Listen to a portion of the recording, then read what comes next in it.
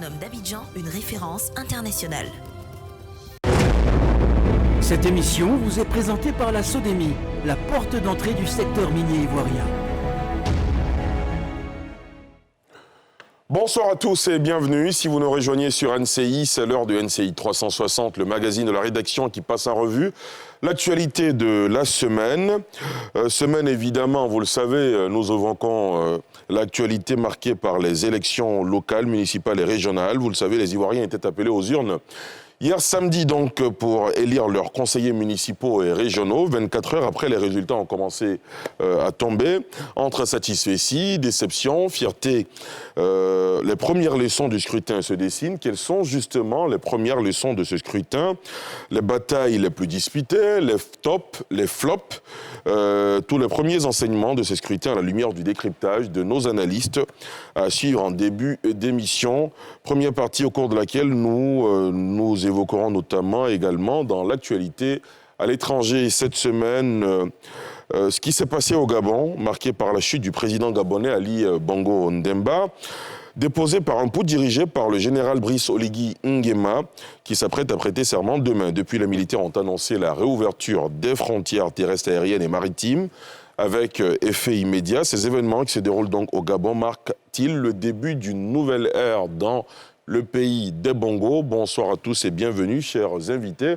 Avec nous en plateau ce soir, professeur Simplice Dian Yodé, il est enseignant en philosophie politique, président de l'Association des professeurs de philosophie de Côte d'Ivoire. Professeur Arthur Bangaï, historien spécialiste en sécurité et défense, enseignant-chercheur, enseignant à l'université Félix Houphouët-Boigny de Cocody, analyse politique. Le logiciel se remet à jour. Professeur Ngoran Bangali, analyste politique spécialiste des relations internationales. Docteur Neton Prince Tawa, politiste, enseignant à l'université Alassane Ouattara de Bouaké, spécialiste des questions internationales. Docteur Sylvain Nguessan, analyste politique, écrivain, directeur de l'Institut de stratégie d'Abidjan. Alafé Ouakili, journaliste, directeur général de l'Intelligent d'Abidjan. Bonsoir messieurs, merci d'avoir accepté notre invitation. Bonsoir. Ali. Comment vous allez en ce soir de proclamation des résultats d'élections? Tout va bien? Ça va. Ça va. Est-ce qu'il y en a parmi vous qui étaient engagés dans la campagne, qui étaient candidats? Pas ce que je sache en tout cas, mais c'est toujours bon de demander. Pour l'instant, chacun son rôle. Pour l'instant, d'accord. Les hommes politiques, leur rôle, les analystes, ceux-ci. Ça va évoluer. Vous annoncez les couleurs pour l'avenir. Messieurs, direction tout de suite le Gabon, où les élections présidentielles se sont finalement tenues. Les résultats étaient en train d'être annoncés et on a vu l'apparition des militaires à la télévision nationale annonçant la fin du régime dirigé par Ali Bongo Ondimba. Je vous propose de revoir le film de cette chute du fils d'Omar Bongo Ondimba avant de faire le point. La vie reprend peu à peu à Libreville, après le renversement du régime d'Ali Bongo par les putschistes, organisé en comité pour la transition et la restauration des institutions. Après la rencontre du général Brice Oligui Nguema avec les forces vives du Gabon, le CTRI a décidé de l'ouverture des frontières du pays avec effet immédiat. Soucieux de préserver le respect de l'état de droit, les bonnes relations avec nos voisins et l'ensemble des États du monde, et afin de favoriser la continuité de l'État, tout en démontrant notre ferme volonté de tenir nos engagements internationaux. Le Comité pour la transition et la restauration des institutions, CTRI, décide avec effet immédiat de la réouverture des frontières terrestres, maritimes et aériennes à compter de ce samedi 2 septembre 2023. Le couvre-feu en revanche reste en vigueur. Le général Brice Oligui Nguema, qui doit prêter serment en tant que président de la transition lundi, a promis vendredi des institutions plus démocratiques et respectueuses des droits humains, mais sans précipitation, après des rencontres menées à un rythme effréné ces derniers jours avec des partis, le corps diplomatique, les organisations internationales et les bailleurs de fonds. Monsieur, comment avez-vous eu cette nouvelle de la chute du régime Bongo et quelles sont les leçons que vous tirez justement de cette chute qui s'est produite au Gabon? Docteur Tawa, on commence avec vous. Merci Ali. Je ne suis pas sûr de dire que j'étais étonné, quoique je ne souhaitais pas un coup d'État. Mais ce que je veux dire tout à l'heure, c'est que ce n'est pas un coup d'État contre Ali Bongo. C'est pour ça que je ne suis pas triste pour lui. Je suis plutôt triste parce qu'effectivement, il y a un coup d'État, mais contre l'opposant. Contre l'opposant, c'est Albert Ondo. Le professeur Albert Ondo, ça. En fait, c'est contre lui que le coup d'État a lieu. Pourquoi je dis ça? Parce qu'il faut juste interroger à nouveau la communication des nouvelles autorités. Qu'est-ce qu'elles disent? Que les élections, les résultats ont été tronqués. Il y a eu 2 candidats. Si les résultats ont été tronqués, ça veut dire qu'au moins Ali n'a pas gagné. Donc, à contrario, on peut conclure que c'est l'autre qui a gagné. Et donc, je pense que ces militaires-là, qui font ce coup d'État, s'ils veulent vraiment restaurer les institutions comme ils le disent, il faut tout de suite permettre à l'opposant d'être investi pour la continuité de l'État. D'être investi sur quelle base? Il faut juste demander à l'organe qui organise les élections de donner les résultats réels, les vrais résultats, qui sont que c'est l'opposant qui a gagné les élections, et lui permettre naturellement et tranquillement de continuer, la continuité de l'État gabonais. D'accord, très bien. Et le fait, Ali, il y a un président historique, peut-être que je vais citer. Allez-y. En 1967, en Sierra Leone, Albert Magaï, qui était donc pris avec Siaka Steven. Quand justement lui, il était en train de perdre ses élections, il a invité les militaires sur la scène politique qui ont interrompu le processus, mais 1 an plus tard, d'autres militaires sont venus faire un autre coup d'État, cette fois-ci pour remettre en jeu Siaka Steven. Ils sont même allés le chercher en exil en Guinée et ils lui ont permis de continuer, d'abord d'entrer en fonction en tant que Premier ministre et d'exercer sa fonction. Je pense que c'est ce qu'on attend de ces militaires-là. Tous ces rencontres qu'ils font là, je me demande à quoi ça sert. Alafé Wakili, vous partagez l'avis de Dr Tawa? Je partage son avis, et je suis dans une posture contre les coups d'État en disant que ce coup d'État, celui d'un groupe qui refuse l'alternance. Peut-être le clan Bongo a triché. Ils se disent que si l'opposition vient, peut-être qu'ils perdront leurs propres avantages. Celui qui est chef de la garde républicaine qui a fait le putsch pourrait ne plus être là. Il va être remplacé par d'autres groupes. Et donc, il profite de l'impopularité présumée et de la mauvaise gouvernance présumée de Bongo pour faire un coup et puis constituer un propre pouvoir, donner l'impression de régénérer le système, de se recycler à moindre frais, après avoir passé leur temps, ce groupe-là, à soutenir Albert Bongo dans ses postures non démocratiques, dit-on, dont ils étaient les piliers. Et puis, parce que des gens préfèrent se focaliser sur Ali Bongo, ils applaudissent, ils ne voient pas encore là, comme dans d'autres coups d'État, l'imposture et le caractère inacceptable de ce qui est fait.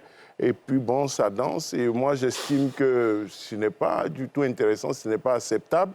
Et l'occasion pour ceux-là qui aiment mettre l'accent sur les explications, sur les manquements présumés à la démocratie, à la gouvernance, à l'état des droits, pour expliquer, comprendre ou justifier les coups d'État, l'occasion de dire que le respect de ces choses-là ne dépend pas que de l'exécutif. Ça dépend d'une série d'acteurs, dont les militaires, dont les institutions sociales et religieuses, les syndicats, la justice, l'administration, les médias et beaucoup d'acteurs.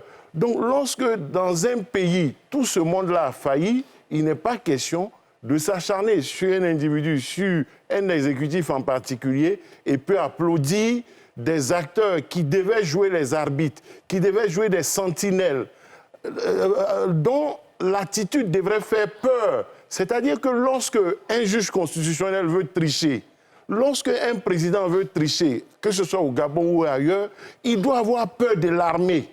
Il doit avoir peur des institutions pour dire si je fais ça, ça ne va pas marcher, ils vont se révolter, peut-être me déposer, mais ou bien créer les conditions pour que la justice soit établie. Si Bongo Ali et son groupe n'ont pas eu peur et ils ont commencé à tricher alors que l'armée était là, ça veut dire que cette armée-là était corrompue. Et donc, elle ne peut pas se recycler à moindre frais en le déposant au motif d'un coup d'État pour confisquer la victoire de l'opposition et la volonté exprimée par le peuple gabonais librement dans les urnes malgré un contexte difficile. On ne peut pas permettre qu'ils confisquent cette volonté populaire, cette volonté souveraine, plus souveraine que l'action armée et militaire, indépendamment des gens qui danseraient en ville. Le meilleur moyen d'exprimer une volonté, c'est dans les urnes, comme on vient de le faire ici, on en parlera, et non dans les agitations dans la ville. D'accord, très bien. Docteur Sylvain Nguessan. Rapidement, 2 hypothèses. Allez-y. La première, s'il n'y avait pas eu le coup de force, M. Ali Bongo serait au pouvoir présentement. Ce ne serait pas le professeur Ondoa.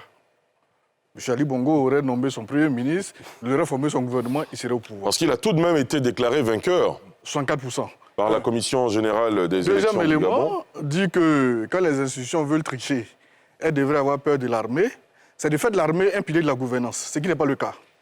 Dans une démocratie, comme nos constitutions l'ont érigé, dans la sous-région d'Afrique de l'Ouest, il y a 3 piliers de la gouvernance. Il y a l'exécutif, il y a les partis d'opposition et il y a la société civile, c'est-à-dire les opérateurs économiques. L'armée, comme on l'appelle la grande muette, elle n'a pas vocation à se mêler des questions de gouvernance. Quand elle s'en mêle, c'est pour faire ce qu'elle vient de faire justement, comme ce qui s'est passé en Guinée, au Mali, au Burkina, etc. Une armée ne va pas arrêter un président de la Constitution pour dire que vous êtes en train de tricher. Non, non, non, ce n'est pas le rôle de l'armée. Quand elle le fait, c'est pour faire un coup d'État. On n'a pas demandé ça, on va préciser tout à l'heure. Oui, bien sûr, bien sûr. Ceci dit, pour parler de ce qui s'est passé au Gabon, ça faisait partie des possibilités de toutes les façons. On a vu un président qui ne reçut pas la grande forme depuis un certain moment.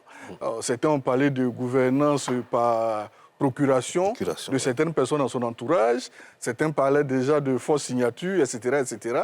Donc, un coup de force, ça faisait partie des possibilités. Et malheureusement, c'est ce qui arrive aujourd'hui. Est-ce que ceux qui sont là aujourd'hui auront les moyens de jeter les bases d'une vraie démocratie, comme on dirait en sciences politiques ou en philosophie politique, le contexte initial contractuel? Est-ce que ce sera la base pour gérer une vraie constitution qui sépare effectivement les pouvoirs, de sorte à avoir un gouvernement où il y a des contre-pouvoirs? Est-ce que ça sera juste pour partager un peu les mallettes qu'on a vu ça et là dans certaines résidences, des vidéos qui sont à prendre avec des pincettes? Est-ce que ça pour protéger leurs privilèges, pour trouver un candidat qui va protéger encore leurs intérêts sans remettre cela en cause en vue d'une élection dont on aura les résultats qui ne remettent pas en cause leurs privilèges? On verra. Mais le coup d'État a été opéré et il faut le condamner par principe. D'accord. Professeur Arthur Banga? Bon, je pense que dimanche passé, on avait pratiquement annoncé. C'est ça. Dimanche passé, sur ce même plateau. Ouais. J'ai commencé, mon confrère Landry est même allé de façon plus ouverte. Pour dire que cadenasser la démocratie va donner un argument à ceux qui justifient des coups d'État. Malheureusement, il y en a sur le plateau. Et on l'a dit. Et l'autre est parti jusqu'à dire qu'il y aurait pu avoir un coup d'État. Mais je rejoins mes 2 amis, mon colocataire Neton et Alafé. Mais quand on dit qu'on avait ce système Bongo, mais Olembis, Nguema, c'est le système Bongo. Quelqu'un qui a été aide de camp de Papa Bongo et chef de la garde présidentielle. Du fils. Du fils. On me dit qu'il n'est pas du système. Quand lui parle de gouvernance, il était cité d'une affaire de corruption aux États-Unis. De la même manière, on partait dans la maison des gens pour montrer les trucs. Si on partait chez lui, si c'était quelqu'un d'autre qui avait fait un coup d'État, qu'on partait chez Olimé, on allait trouver les mêmes valises là-bas. Donc, je ne sais pas ce que vous appelez, mais c'est le système Bongo, c'est l'incarnation même du système Bongo qui est là, devant nous. Il n'y a pas un général qui incarne mieux le système Bongo que donc pour vous, ce n'est pas le début du nouvel ère? Non, non, pour moi, on est mal engagé. Pourquoi? L'armée peut jouer. L'armée a déjà joué ce rôle. Il a parlé de la Sierra Leone, au Sénégal, en 68, Alfred Diallo, chef d'état-major. Quand il y a des manifestations dans la rue, il va dire ça à Senghor. L'armée n'est pas hors de la nation, elle est dans la nation, donc elle sent la nation. Et quand tu es le chef de la seule force structurée autour des armes, tu parles de dire au président, tu as des renseignements. Voici les renseignements que j'ai, voici ce que je sens. Comme je dis toujours, dans un pays, il ne faut jamais détruire l'administration avec les préfets, parce qu'ils sentent. Mais souvent, on ne les écoute même pas. Donc Diallo, c'était la même chose. En Côte d'Ivoire, en 2000. Mais qui donne le pouvoir à Laurent Gbagbo? C'est l'armée. C'est l'armée. C'est pas quelqu'un d'autre. Dogbo Blé se bat déjà dans le camp d'Akwedo. Oui. La gendarmerie vient en appui. Mais qui prend le pouvoir? Ils appellent le président et même Laurent Gbagbo. Ils obtiennent que Gueye fuit, Oui, ils appellent le président. Et Laurent Gbagbo même a l'intelligence, a la maestria de dire « Je ne le prends même pas le pouvoir ». Honoré Gueye termine. Tout à fait. C'était déjà fait. Tout à fait. Mais pourquoi pas le faire au Gabon? Ils disent que les résultats sont tronqués. Oui. Donc le problème là qu'ils ont identifié, c'est des résultats tronqués. Il y a deux choses. Demain, il va nommer des juges pour prêter serment. Il aurait pu nommer, s'il suppose que la Cour constitutionnelle, il nomme des juges. Ces juges-là, ils vont faire un travail pour savoir est-ce que le résultat est tronqué. Oui, il est tronqué, donc on publie le vrai résultat. On peut m'arriver, je suis d'accord, on peut m'arriver à dire c'est trop compliqué, on ne peut pas prononcer des résultats. Mais tout est coup suprême, on reprend l'élection. Donc on n'est pas venu de 2 semaines pour ça. On réconvoque le conseil, le collège. Mais cette façon de vouloir faire du populisme, de vouloir brandir des gens, de vouloir se jouer les Nicodèmes qui sont nés de nouveau, alors qu'on est pharisiens depuis des années, il faut arrêter. D'accord, très bien. Il faut arrêter de justifier les coups d'État. Les coups d'État ne nous font pas avancer. Surtout celui-là. On vous a bien entendu, monsieur. Professeur Bangali? Oui, je pense que pour le moment, tout ce qui a été dit, c'est sur la base des supputations. Donc, c'est ce qu'on appelle de la spéculation, qui ne repose absolument sur aucun élément matériel. Parce que jusqu'à ce jour, on n'a aucune preuve de ce que les PV sur lesquels la commission électorale doit s'appuyer pour proclamer les véritables élections existent.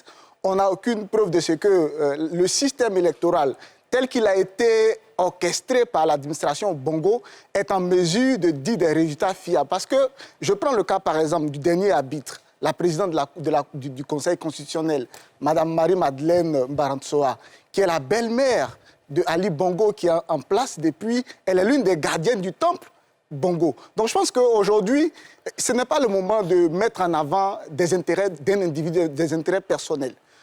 Aujourd'hui, il y a un coup d'État qui a été applaudi, légitimé par la population gabonaise, qui a eu le temps de s'exprimer dans les rues. Parce qu'elle a été témoin. Dans les urnes. Elle a été témoin. On le laisse terminer. La logique voudrait vous allez que quand on a intervenir. voté un président et que ce président est lésé, que la population descende dans les rues face aux armes pour défendre celui qu'elle a voté. On va le laisser terminer, s'il vous plaît. Non, laissez-le terminer. Quand vous parliez, vous allez... Oui, d'accord. Je vais m'exprimer librement. Terminez, allez-y. Ils sont libres de descendre dans la rue pour réclamer le respect de leur vote.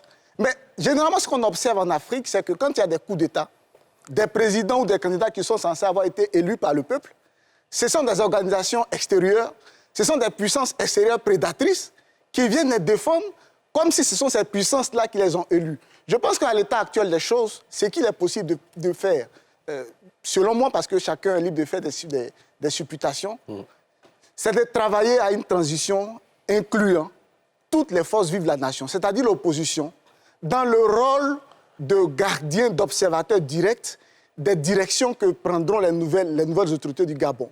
Parce qu'on a entendu ici qu'il s'agit du même système que derrière le général qui arrive, c'est Ali, Bongo réincarné. Pascaline Bongo. Mais je pense que tout cela repose sur des supputations. On a eu le cas de Robert Gueye en Côte d'Ivoire qui est arrivé comme mandataire d'un coup d'État qu'il n'a pas conçu. Mais quand il arrive, il se rend compte de, je dirais, la dimension d'influence que le pouvoir peut avoir sur celui qui l'exerce. Et donc, finalement, il a commencé non pas à rouler pour le peuple ou pour ses mandataires, mais à rouler pour lui-même. Donc, je pense que celui qui est au pouvoir aujourd'hui, il est beaucoup applaudi. Partout où il a pris la parole, il est apparu. Donc, je crois que sur cette base-là, il y a des risques, finalement, même s'il a été, disons, poussé dans le dos par le système Bongo, il est tenu aujourd'hui parce que le peuple s'attend à cela. Parce que quand le peuple applaudit, c'est parce que le peuple s'attend à ce que celui qui arrive en justicier fasse justice à la Constitution qui a été piétinée. Le peuple s'attend à ce que celui qui a été applaudi fasse justice aux institutions qui ont été renversées. Donc, il est obligé d'aller dans le sens du peuple parce qu'il y a un pacte de légitimité qui le lie au peuple aujourd'hui. Et s'il vient ce pacte-là, il est évident que les choses se passeront différemment pour lui. D'accord. Professeur Dion? Alors, il y a quelques leçons quand même à tirer. Lesquelles? Dites-nous. La première, c'est que quand vous refusez une alternance douce, vous encouragez une alternance forcée. La deuxième chose, c'est que si au Niger, on a eu tout ce débat ici, contradictoire, c'est parce que nous avons considéré que c'était un coup d'État démocracide, qui tue la démocratie. Ici, à travers les premiers discours, on a le sentiment que c'est un coup d'État qui veut restaurer ou renforcer ou faire en sorte que la démocratie soit respectée. C'est dans les premiers mots qu'ils ont eux-mêmes utilisés. Notre pays n'est pas un pays, les résultats ont été tronqués, on a publié de faux résultats. Il faut juste S'il publier y a les de vrais. faux résultats, où sont les vrais résultats? Votre travail, en tant que militaire, quand vous entrez avec effraction dans la vie politique, dans l'espace politique qui n'est pas votre espace de prédilection, c'est de restaurer un ordre. Cela arrive, et encore une fois, on fait du Gabon, comme dans beaucoup de pays, malheureusement, un État caserne. Les militaires instaurent une liberté casernée, une démocratie encasernée. Et puis, ils se rendent compte tout de suite, comme on vient de le dire là, qu'ils sont dans une logique de captation, de prédation. Ils sont dans la caverne d'Ali Baba. J'ai envie de dire d'Ali Bongo. Pourquoi voulez-vous qu'ils en sortent?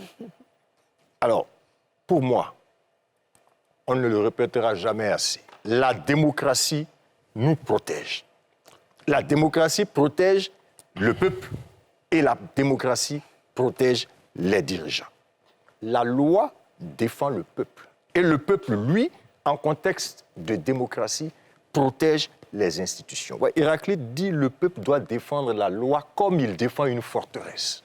Ça veut dire que quand vous êtes dans une démocratie, quand vous êtes en danger, menacé par l'armée, mais c'est le peuple lui-même qui vous défend, parce que le peuple ne défend pas la personne, le peuple défend les institutions qui garantissent sa souveraineté. C'est ce qu'il faut faire comprendre à nos amis. Quand ils arrivent, si c'est pour restaurer l'ordre, c'est de faire en sorte que très rapidement, l'ordre constitutionnel soit restauré, que la démocratie soit remise sur les rails et qu'ils retournent dans leur caserne. Sinon, tel que c'est lancé, étant dans cette caverne d'Ali Baba, ben, la captation va commencer, on ne sait pas où ça peut nous entrer. Bien sûr, d'accord. Messieurs, nous sommes en ligne avec Serge Abeslo, qui est acteur politique, membre de la société civile gabonaise. Bonsoir, monsieur Serge Abeslo. Bonsoir. Merci d'avoir accepté notre invitation. C'est moi qui suis honoré d'être sur votre plateau. Merci. Vous avez entendu les avis très partagés de nos consultants ce soir. Vous qui êtes gabonais, membre de la société civile gabonaise, une semaine après la chute d'Ali Bongo, dans quel état d'esprit vous êtes? Et bien sûr, une grande partie, j'ai envie de dire, de la population gabonaise. Écoutez, je crois que vous êtes les professionnels de la communication. Je voudrais d'abord dire bonjour à tous vos invités sur le plateau et tous ces éminentes personnalités que vous avez invitées pour parler du Gabon et qui l'ont fait avec beaucoup de brio. Je voudrais également saluer vos téléspectateurs et vous remercier de me donner la parole ici. Pour répondre précisément à votre question, je voudrais vous dire que les images que vous avez pu voir sur les chaînes de télévision et qui rendent témoignage de ce qui s'est passé au Gabon, je crois, renseignent sur l'état d'esprit des populations gabonaises. S'il est vrai qu'au sortir des élections, ce peuple-là a plébiscité le candidat de l'opposition, mais il peut paraître paradoxal que le même peuple est quasiment également plébiscité les militaires qui ont rétabli l'ordre en n'empêchant que les résultats du scrutin soient, on va dire, faussés. Et sur cette base, en tant que Gabonais, moi je peux vous le dire sans embâche parce que je pense que c'est le sentiment de tous mes compatriotes, vous devez pouvoir apprécier la situation du Gabon à l'aune des souffrances de ce peuple. Vous êtes sans ignorer que le Gabon vit depuis plus de 50 ans sous le joug d'une seule famille et que toute la population gabonaise en avait presque ras-le-bol. Et c'est d'autant plus vrai que les 14 dernières années ont été marquées par une gouvernance catastrophique qui a quasiment fait décrocher notre pays si on se base sur tous les indicateurs qui permettent de le comparer avec d'autres pays de même rang. Sur cette base-là, il n'est pas étonnant que le peuple gabonais ait acclamé les militaires, parce que le chemin que prenait le Gabon à nouveau dans cette élection, c'était de réinstaller Ali Bongo au pouvoir sur la base des résultats qui ont été annoncés et que vous avez tous entendus. Et je voudrais, sur cette base-là, répondre un peu précisément à quelques-uns d'entre vos invités qui ont pu aborder cette question-là et dire que, jusqu'à preuve du contraire, les résultats qui ont été annoncés ont été favorables à Ali Bongo. Donc, le coup de force qui a été fait, il n'est donc pas, contrairement à ce que disait l'un de vos invités, il n'est donc pas dirigé contre le candidat de l'opposition qui est réputé avoir remporté les élections, mais bien contre Ali Bongo qui a été annoncé gagnant. Ça, c'est la première chose. La deuxième chose que je voudrais dire, c'est qu'à supposer même que les militaires aient accepté de restituer les résultats de ce vote-là, qui d'entre nous est capable de parier sur la véracité des procès-verbaux qui sont détenus par le Centre gabonais des élections, puisque ce Centre gabonais des élections qui est chargé de leur centralisation a annoncé des résultats qui certainement ont été consolidés sur la base de leur ambition, c'est-à-dire celle de donner Ali Bongo gagnant. Donc, entre le moment où s'est terminée l'élection et le moment où ces résultats ont été annoncés, je crois 2 ou 3 jours plus tard, beaucoup de choses ont pu se passer. D'accord. Et donc, les procès-verbaux qui pourraient être les témoins des vrais résultats ne peuvent pas être fiables parce qu'ils ont certainement été bidouillés pour servir une cause qui est l'annonce des résultats qu'on connaît. Merci beaucoup, Serge Aslo. Enfin, je voudrais dire que... Oui. Terminez, allez-y. Je voudrais dire à mes frères qui sont sur le plateau que si nous sommes tous d'accord pour dire que nous ne sommes plus à l'ère des coups d'État, mais ce coup d'État-là nous paraît, en tout cas, nous les Gabonais, nous paraît justifié. Et les premiers signaux que donne le groupe de nos forces de défense et de sécurité qui ont interrompu ce processus pour prendre le pouvoir, les premiers signaux après qu'ils aient rencontré toutes les forces vives de la nature sont plutôt rassurants et vont dans le sens des uns et des autres pour dire justement qu'ils ne sont pas là pour s'éterniser, ils ont juste besoin de mettre un peu d'ordre et tout, de retoiletter nos institutions et rapidement de redonner le pouvoir aux civils après qu'une élection transparente inclusifs sont organisés. En tout cas, merci beaucoup. Merci, donc, merci beaucoup, Serge Aslo. Docteur Tawa, je reviens à vous. Chacun aura la parole, ne vous inquiétez pas. Docteur Tawa, tout à l'heure, vous sembliez dire il suffit de récompter les voix, d'annoncer les vrais résultats. Ce que l'invité vient de dire tout à l'heure, en duplex, Serge Aslo en l'occurrence, estime qu'on peut effectivement sortir ces vrais résultats. Et ceux-ci peuvent indiquer qu'Ali Bongo a remporté les élections. Donc là aussi, il y a un risque. Comment vous réagissez? Non, il n'y a pas de risque. Je m'en réfère d'abord et toujours à la déclaration des militaires. Ils disent on les voyait faire et on attendait qu'ils aillent jusqu'au bout. Et comme quand ils y sont allés, maintenant, on est donc sorti pour interrompre le processus. En réalité, il y a les procès-verbaux qui sont tenus par tous les candidats et sur la base desquels l'opposant s'était déjà proclamé vainqueur. Pourquoi il avait fait? Moi, je pense que c'est en tenant compte, bien sûr, de l'environnement et de l'esprit fraudeur d'Ali Bongo. C'est clair, et les analystes le disent. Déjà, en 2016, il n'avait pas gagné. Ping n'a pas gagné. Donc, lui, c'est sûr qu'il n'a pas voulu subir le même sort et donc, il a anticipé. Et il y a des documents, c'est sûr, qui existent et qui peuvent prouver qu'il a gagné. Et si on se rend compte que ces documents n'existent pas, parce que ce sera finalement la parole d'un camp contre celle d'un autre. Si ces documents n'existent pas, les militaires alors devront remettre le pouvoir à Bongo. Non, pas nécessairement. Bon. Oh, non, je viens. Allez, terminer. Oh. On n'a pas beaucoup de temps, au pas de course, allez-y. Oh, il est sûr. Moi, je pense que, d'abord, c'est ce qu'il dit, la population n'a pas plébiscité les militaires. Ils sont sortis parce que, voilà un peuple qui, depuis 50 ans, a peut-être besoin de quelque chose. C'est ce qu'on appelle plébiscité? Ah non, attends. Ils sont sortis d'abord Pour vous, ils sont parce sortis par défaut? Bongo est parti. Oui. Mais oui. Oui, mais... Est-ce que vous avez terminé? Non, j'y viens. Mais attention, il faut les écouter.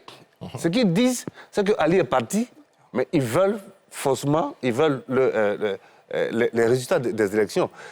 Ça, je pense que c'est ce que les Gabonais disent. Après, c'est un peuple qui longtemps, on va dire, est bâillonné. Ce sont ces militaires-là, quand on parle d'Ali Bongo, c'est ceux-là qui, chaque fois, sur ordre d'Ali Bongo, les matent.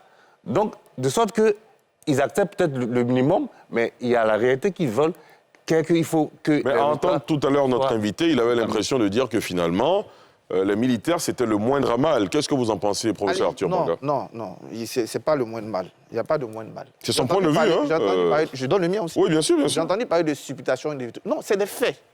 Les faits sont sacrés. Les militaires ont dit ceci. Oui. Il y a des résultats tronqués. C'est un fait, ils l'ont dit. Et donc, ils peuvent prouver des résultats tronqués. Et s'il y a des résultats tronqués, c'est que, bêtement, je suis bête et buté, il y a des vrais résultats. Ça peut vouloir dire 10 000 choses. Chacun. Donc, on le laisse. Moi, justement. Mais s'il vous plaît, vous ne me rendez pas la tâche très facile, monsieur. S'il vous plaît, non, s'il vous plaît, docteur Tawa, vous n'allez pas vous y mettre, s'il vous plaît. Professeur Arthur Manga, poursuivez, vous avez la parole. Donc, s'il y en a, c'est qu'il y en a. Mais je suis même allé plus loin dans mon raisonnement. Mais toutes les constitutions le prévoient. Il peut y avoir une élection, dans un pays normal même, où ça se passe, et puis on a des problèmes à donner des résultats. Parce qu'il y a ça ici, il y a ça là, il y a ça là. On reprend l'élection. Demain, là, il pourra nommer des juges pour prêter serment. Mais il ne peut pas nommer... S'il suppose même que ceux qui sont là, ils sont tous pourris. En fait, Ali Bongo, il appelle de 30 belles-mères. Donc, ce n'est pas un problème d'avoir une belle-mère. Et comme j'ai dit, celui-même qui fait le coup d'état du système. Donc, s'il y a des problèmes là, c'est même pas un souci. La loi le prévoit. On reprend les élections. C'est par là que moi, je suis en train de montrer que, vraiment, je suis venu juste faire ça.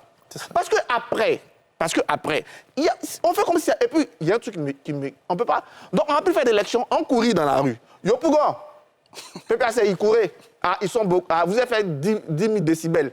PDC, ils sortaient crier. Mais arrêtez de prendre la rue pour une référence. Parce qu'il y a des gars dans la rue, donc le peuple le souhaite. Non, du tout. Mais c'est quelle démocratie? Comment un intellectuel peut venir dire, parce qu'il y a des gens dans la rue, c'est ça, mon frère. Mais la rue, c'est un plébiscite, la rue. C'est pas un plébiscite. Mais soyons sérieux un coup. Comment on peut prendre la rue comme une référence? Donc ne faisons plus d'élections, mettons-nous et puis crions dans les rues. Crions dans les rues. C'est dans la rue, on va savoir qu'il y a beaucoup de populaires, non? C'est ça qui a trompé beaucoup de gens et puis ils ont perdu les élections aujourd'hui. Bon, parce qu'ils ont pensé que la rue et le Facebook, c'est le peuple. La rue, c'est pas le peuple. La rue n'est pas le peuple. C'est pas un indicateur. Non, c'est pas un indicateur. Ça n'a jamais été un indicateur. Le seul indicateur qui tient dans une démocratie, c'est les urnes. Et au Gabon, en la manière, il y a eu des urnes. Il faut juste permettre... S'il vous plaît, docteur professeur Bangali, s'il vous plaît, laissez-le terminer. Aux urnes qui sont exprimées, de donner des résultats. On ne peut pas laisser le résultat des urnes pour dire la rue. D'accord. Comment vous posez les urnes? Professeur Arthur Manga. Non, je vous pose une question. C'est important. Je sais que c'est important. Cette façon d'opposer la urne à la rue... Je vais vous poser une question, c'est moi qui conduis le débat. Bien sûr, mais ça Murcel. Non, je peux comprendre. Je peux comprendre. De comparer la rue aux unes. Je peux comprendre. La question que je vais vous poser, c'est de vous demander, vous dites, il faut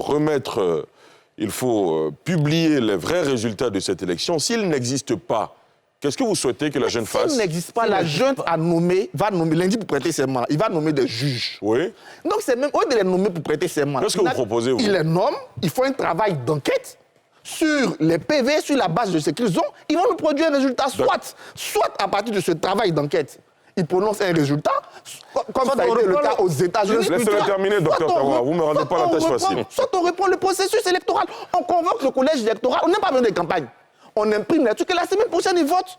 Et le président qui va venir va refonder le Gabon. On est tous d'accord, on l'a dit dimanche passé, que le Gabon doit être refondé. Ça Ça fait mal de voir un pays qui a 2 millions d'habitants, avec toutes ces richesses, et il y a des pauvres. Au Qatar, là, ils ont moins que ça, puis tout le monde est riche. Ça fait mal à tout le monde. On vous a bien compris. Qui n'a pas envie d'être Gabonais? Qui n'a pas envie que le Gabon responde Professeur ce qu'il Tubanga, mérite? vous avez... Mais ça ne peut pas se faire par des coups d'État. Il faut que les intellectuels arrêtent de dire que les urnes, la rue vaut les urnes. La rue ne vaut pas les urnes. C'est une insulte à la démocratie. On vous a bien entendu. C'est une honte. On vous a bien entendu.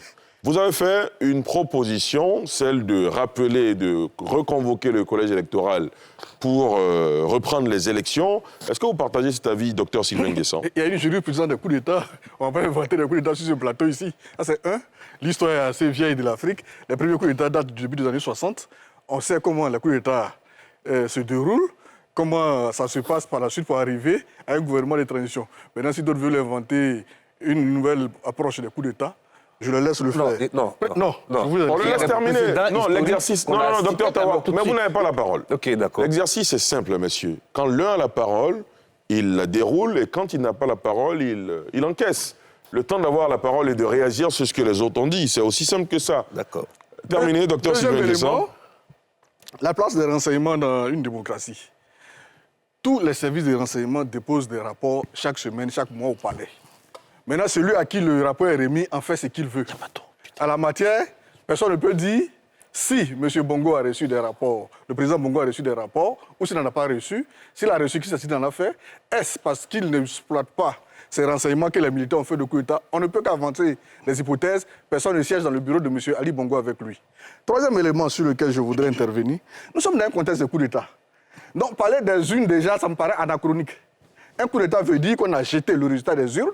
Les militaires n'en veulent pas parce qu'ils ont des armes. Ils sont venus donc pour dire, à partir de tout ce qui s'est passé dans les urnes, on les rejette, nous sommes au pouvoir. C'est ce qu'on appelle un coup d'État. C'est le rejet de l'ordre constitutionnel et donc c'est le rejet des urnes.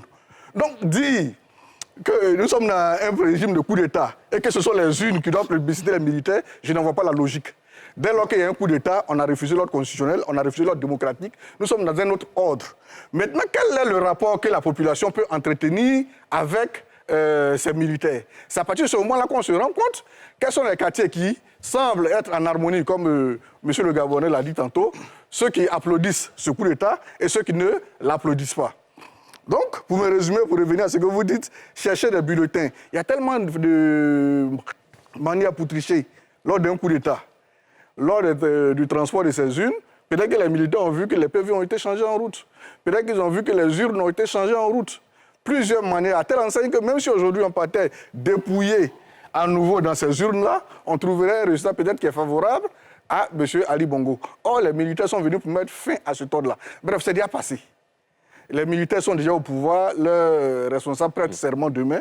Aujourd'hui, la recherche, le questionnement doit porter sur qu'est-ce qu'on fait pour que le pouvoir revienne aux civils. Donc, c'est de voir la durée de la transition. Quelles sont les réformes qui s'entendent faire? Peut-être une nouvelle constitution, peut-être de nouvelles institutions, et un délai raisonnable, ça revient à la CEMAC, à la CEAC, un délai raisonnable. La jurisprudence des coups d'État, c'est de 9 mois à 18 mois pour qu'il y ait de nouvelles élections au Gabon. Et on espère vraiment que la démocratie va l'emporter et que le résultat des urnes sera proclamé. À la fin, Wakili? Vous voyez, tout ce qu'il vient de faire, c'est de la spéculation et des supputations. C'est ce que l'autre nous reprochait. Et lui-même, il a spéculé, supputé. Le Gabonais a spéculé et supputé. Pourquoi le nous reprochait-il? Toute son argumentation est basée sur ça. Donc, il faut avoir de la retenue dans la répartite. Parce que Dr Bengali nous reprochait, constatait qu'on spéculait. Alors que, juste après l'avoir dit, il a spéculé lui-même. Il a supputé lui-même, sur rien de précis. Et lui, Dr Sylvain ne fait que cela en disant, il n'était pas évident, Bongo allait se proclamer vainqueur, rien ne se serait passé. Mais c'est douter de la capacité de réaction du peuple du Gabon à respecter sa volonté exprimée dans les urnes. Il danse dans la rue parce que les militants ont putché. Vous dites que non, s'ils ne faisaient pas de putsch, ils n'allaient pas danser aussi ou bien ils n'allaient pas sortir. Pourquoi il peut préjuger de leur comportement? Pourquoi il peut spéculer, lui, et puis nous refuser qu'on spécule pour dire que le peuple gabonais n'aurait pas accepté, que ce peuple n'avait pas besoin de ces putschistes militaires et que peut-être 2023 aurait été différent de 2016. Pourquoi on n'a pas le droit de spéculer et puis lui, il va spéculer? Tout simplement parce qu'ils ont envie de soutenir des putschistes.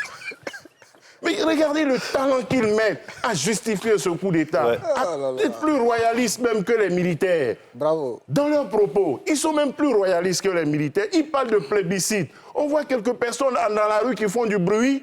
Est-ce que vous avez interrogé les 850 000 électeurs gabonais? Est-ce qu'on a interrogé les 2 millions de Gabonais? On voit quelques personnes dans la rue, on parle de plébiscite. Qui a compté le nombre de gens dans les rues? Que la télé montre, ils parlent de quartier ça et là. Mais il faut que les gens arrêtent l'imposture des militaires. Il faut que les gens arrêtent d'utiliser la science, le talent du langage et du verbe pour soutenir des putschistes. Ce sont les mêmes positions qu'ils défendent sur le Niger. Le Gabon leur donne l'opportunité de sortir leur Bon, monsieur, on ne va pas se faire un procès ce soir. L'occasion du Gabon leur donne l'opportunité de rebondir et de justifier leur transition ailleurs. D'accord. Mais voici qu'ils spéculent sur une transition. À la fin, Wakili, il faut que les gens arrêtent. Vous, quelle devait être la tenue des militaires qui, in fine, sont au pouvoir? L'armée est un pilier de la gouvernance parce que quand les décisions de justice se rendent, quand quelqu'un se comporte mal et qu'il ne veut pas appliquer les décisions, la police, la gendarmerie et l'armée sont des appareils idéologiques d'État qui donnent la possibilité à l'exécutif d'appliquer ces décisions. Donc, dans le contexte actuel, il est important, loin de toutes les spéculations, de s'assurer qu'il y a eu un processus qui s'est déroulé jusqu'à un certain stade et qui paraissait transparent aux putschistes qui n'ont rien fait jusqu'au résultat. C'est à partir des résultats qu'ils ont agi. Ça veut dire que le processus paraissait acceptable jusqu'au bout. Et les choses sont déroulées en quelques heures. Ils attendent les résultats. Ça veut dire qu'avant les résultats qu'ils considèrent tronqués, ils avaient, eux, les renseignements que Bongo a là. Ces généraux, ces militaires aussi ont ces mêmes renseignements. Ils connaissent les PV. C'est eux qui les ont convoyés. C'est eux qui ont convoyé les urnes. Leur rôle était de les sécuriser et d'éviter la tricherie. S'il y a eu tricherie, ils en sont complices. Ils doivent arrêter de mentir. Il faut arrêter de spéculer de façon négative pour justifier les putschistes. D'accord. Donc, il y a des opportunités, il y avait de la capacité à empêcher l'imposture et la tricherie et créer les conditions, lorsque on l'a considéré que ce n'était pas bien, d'assurer une transition constitutionnelle avec les institutions en place, soit le Conseil constitutionnel, soit le Conseil économique et social, soit le Sénat, et assurer l'organisation d'élections nouvelles. D'accord. D'ailleurs, ils ont mis le président en résidence surveillée, le président Ali Bongo. Jusqu'à quand? Sur la base de quoi? Qu'a-t-il fait exactement? Il a fait quoi? Tricher une élection? Et eux, ils parlent des gens qui échouent au BPC. Mais entre quelqu'un qui échoue au bac et puis une personne qui n'a pas le niveau qui s'octroie un bac, qu'est-ce qui est grave? Il dit, vous partez, on fait le bac, toi tu as une bonne note, les gens ont triché, on annule pour tout le monde. Lui, le putschiste, il n'a pas composé, il s'octroie un bac. C'est ça un putsch. Un coup d'État, prendre le pouvoir. D'accord, on l'a fait Wakili. Ils ont donné de mauvais exemples qu'elle a rencontré les acteurs politiques. Maintenant, le frère Serge Abessolo qui parle est un Gabonais parmi 2 millions de Gabonais. Il y a 850 000 électeurs. Quel est l'élément qui peut déterminer qu'il y a une majorité? Il n'y en a pas.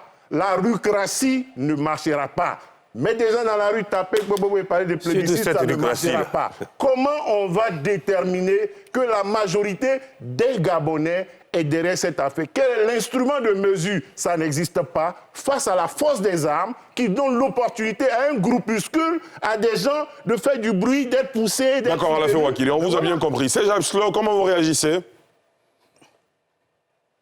Bah, écoutez, je suis un peu gêné par les prises de position de vos confrères sur le plateau.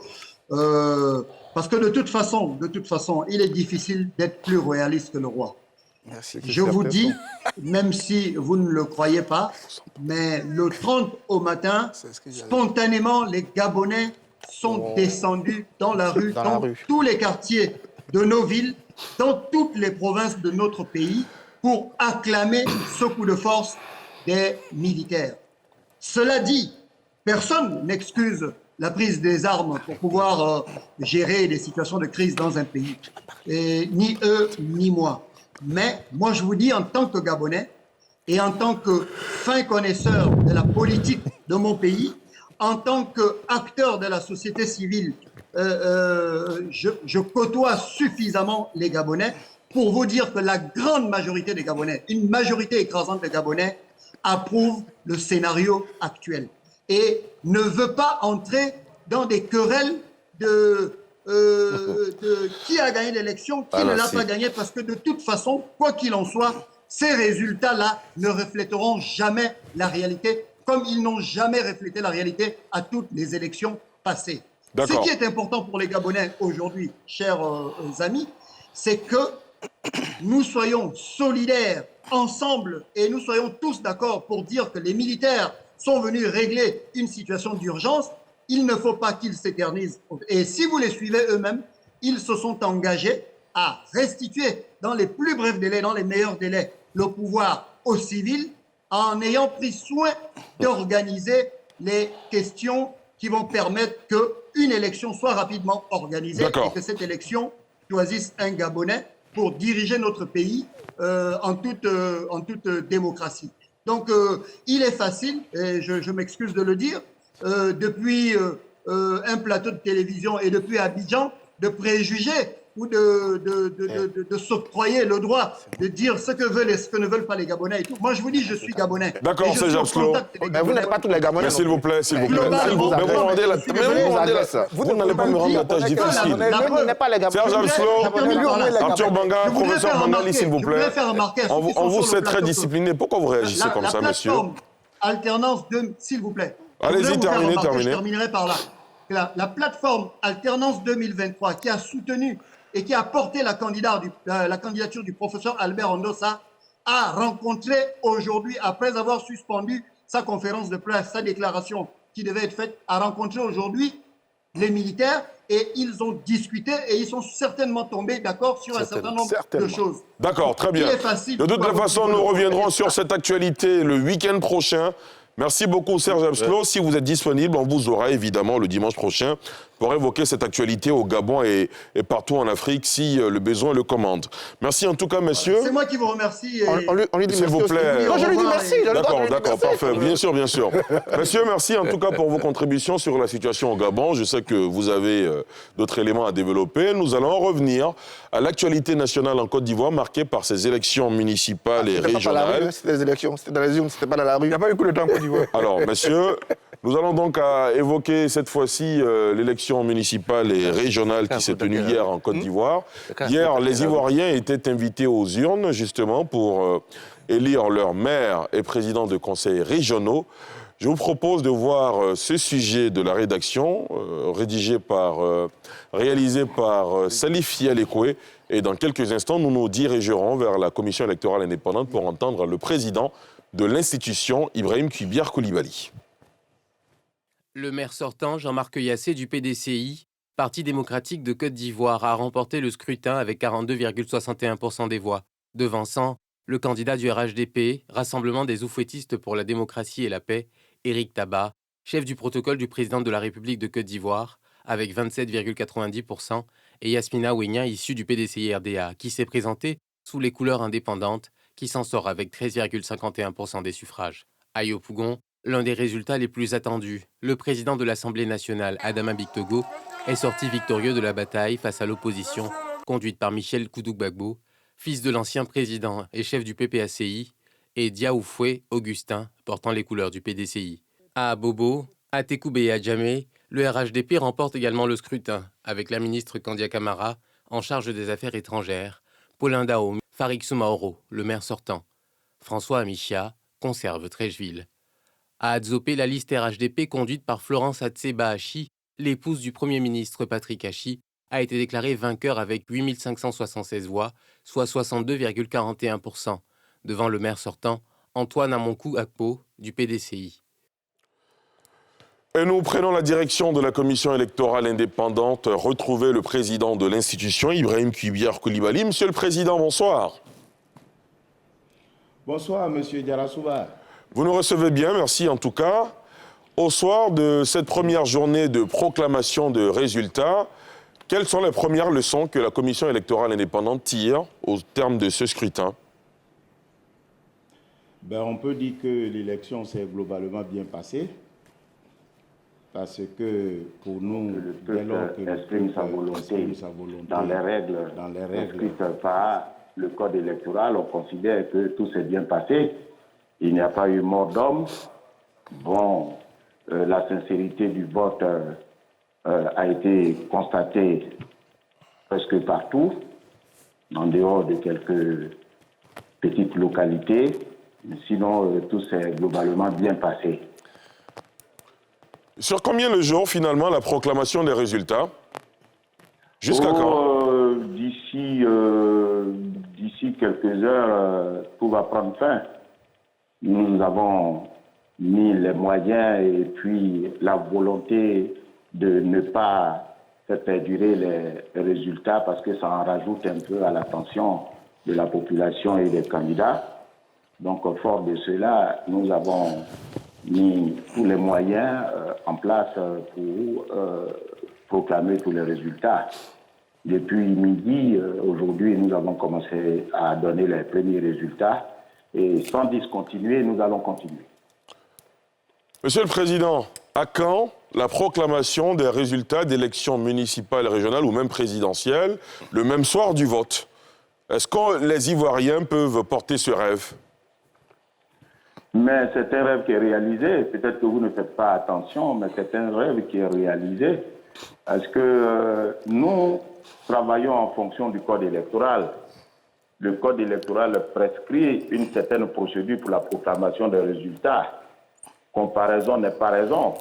Ce n'est pas parce qu'ailleurs ça se fait d'une certaine façon qu'on va le faire chez nous ici en contrariant la loi. La loi prescrit en matière d'élections locales que le recensement du vote se fait dans les commissions locales. Et en matière d'élections régionales, nous partons de la sous-préfecture au département, du département à la régionale. Jusqu'à preuve du contraire, la commission n'étant pas législateur, on ne fait que agir conformément aux prescriptions légales. Et je pense que nous faisons beaucoup. Moins de 24 heures, nous avons commencé à proclamer les résultats. Et quel est l'intérêt de se hâter de donner des résultats qui sont erronés?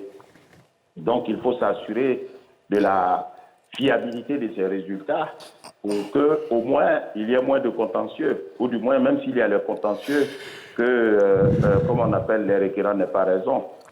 Voilà. Monsieur le Président, est-ce qu'il y a eu, à quelques endroits que ce soit, des irrégularités de sorte à entacher la sincérité du scrutin?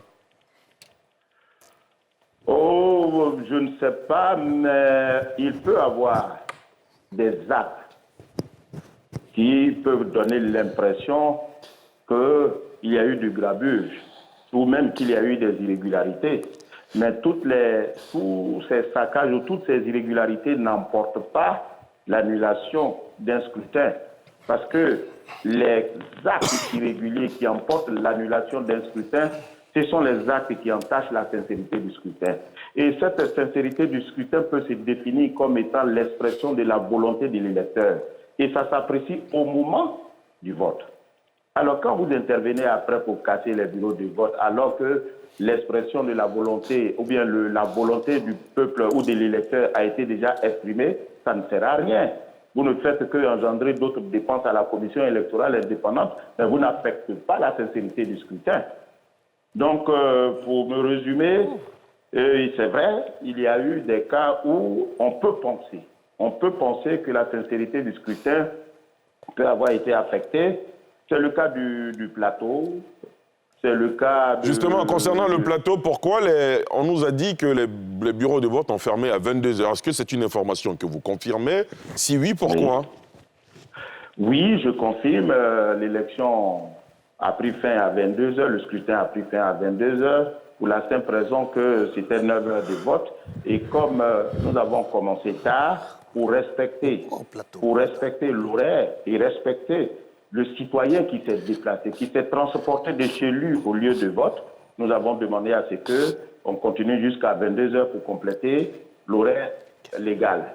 Mais alors, qu'est-ce qui a justifié cela? Vous savez, je vous ai dit que l'élection, c'est toujours une affaire des hommes. Et les hommes ne sont pas moins de la même conviction en ce qui concerne le respect de la légalité. Alors, il s'est trouvé que certains de nos agents au niveau du plateau, c'était nos commissaires, qui ont été désignés par les soins des partis politiques, donc qui sont les animateurs des commissions locales, ont pris par devers l'initiative, bien qu'ayant reçu le matériel, de ne pas venir. Ils n'ont pas ouvert les bureaux à l'heure. Et mieux, ils arguent de ce qu'ils n'ont pas reçu le matériel. Alors que nous avons les bordereaux de livraison attestant de ce qu'ils ont reçu le matériel. Renseignements pris, enquête menée par nos soins, nous avons constaté que certains d'entre eux avaient été circonvenus, c'est-à-dire soudoyés pour être plus clair. Et ce faisant, ayant considéré, parce que voyez-vous, au plateau, ils ont considéré qu'il y avait deux grandes zones. Il y avait une zone qui était réservée à tel candidat et telle autre zone qui était réservée à tel autre candidat.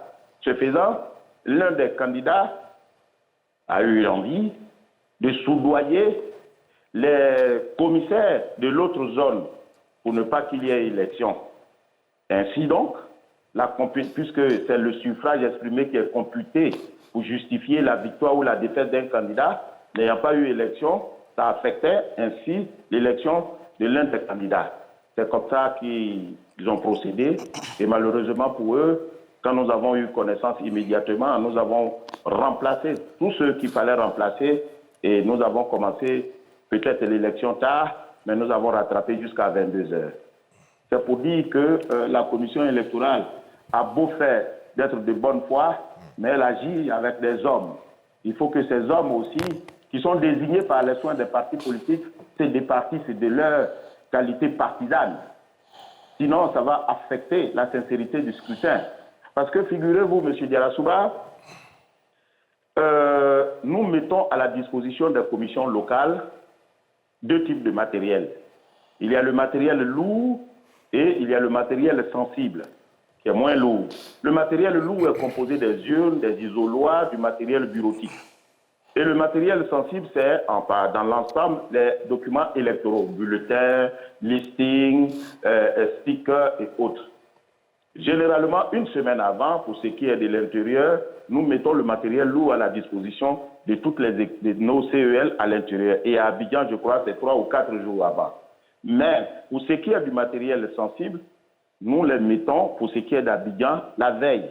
Parce que nous avons constaté que quand on leur remet ce matériel plus tôt, évidemment, il y a certains à qui vient l'envie de les dérober et de les mettre à la disposition de certains candidats. On a fait déjà arrêter 2 de nos commissaires, aussi bien à l'intérieur qu'à Abidjan. Il y a des agents de la commission électorale qui sont à l'heure actuelle suspendus de leurs fonctions et qui sont sans préjudice, bien entendu, des poursuites judiciaires. Alors, quand ils reçoivent ce matériel, il y a certains qui décident de soustraire frauduleusement des bulletins ou des stickers au profit d'un candidat. Voilà, ce sont des aléas, ce sont des situations qu'on ne prévoit pas parce qu'on fait la présomption étant, comme on appelle ça, la bonne foi étant présumée, jusqu'à ce que la personne rapporte qu'elle ne mérite pas cette bonne foi. Et dès lors que nous constatons, nous les remplaçons, nous les suspendons sans préjudice des poursuites judiciaires. Nous avons 2 aux arrêts à l'heure actuelle. Donc voilà ce qui a justifié ça et là, quelques dysfonctionnements au niveau du scrutin, mais dans l'ensemble, tout s'est bien passé. Mais je précise encore que ce n'est pas parce qu'il y a eu des dysfonctionnements que les citoyens n'ont pas exprimé leur volonté. Les actes qui emportent l'annulation d'un scrutin, ce sont les actes qui affectent la sincérité du scrutin.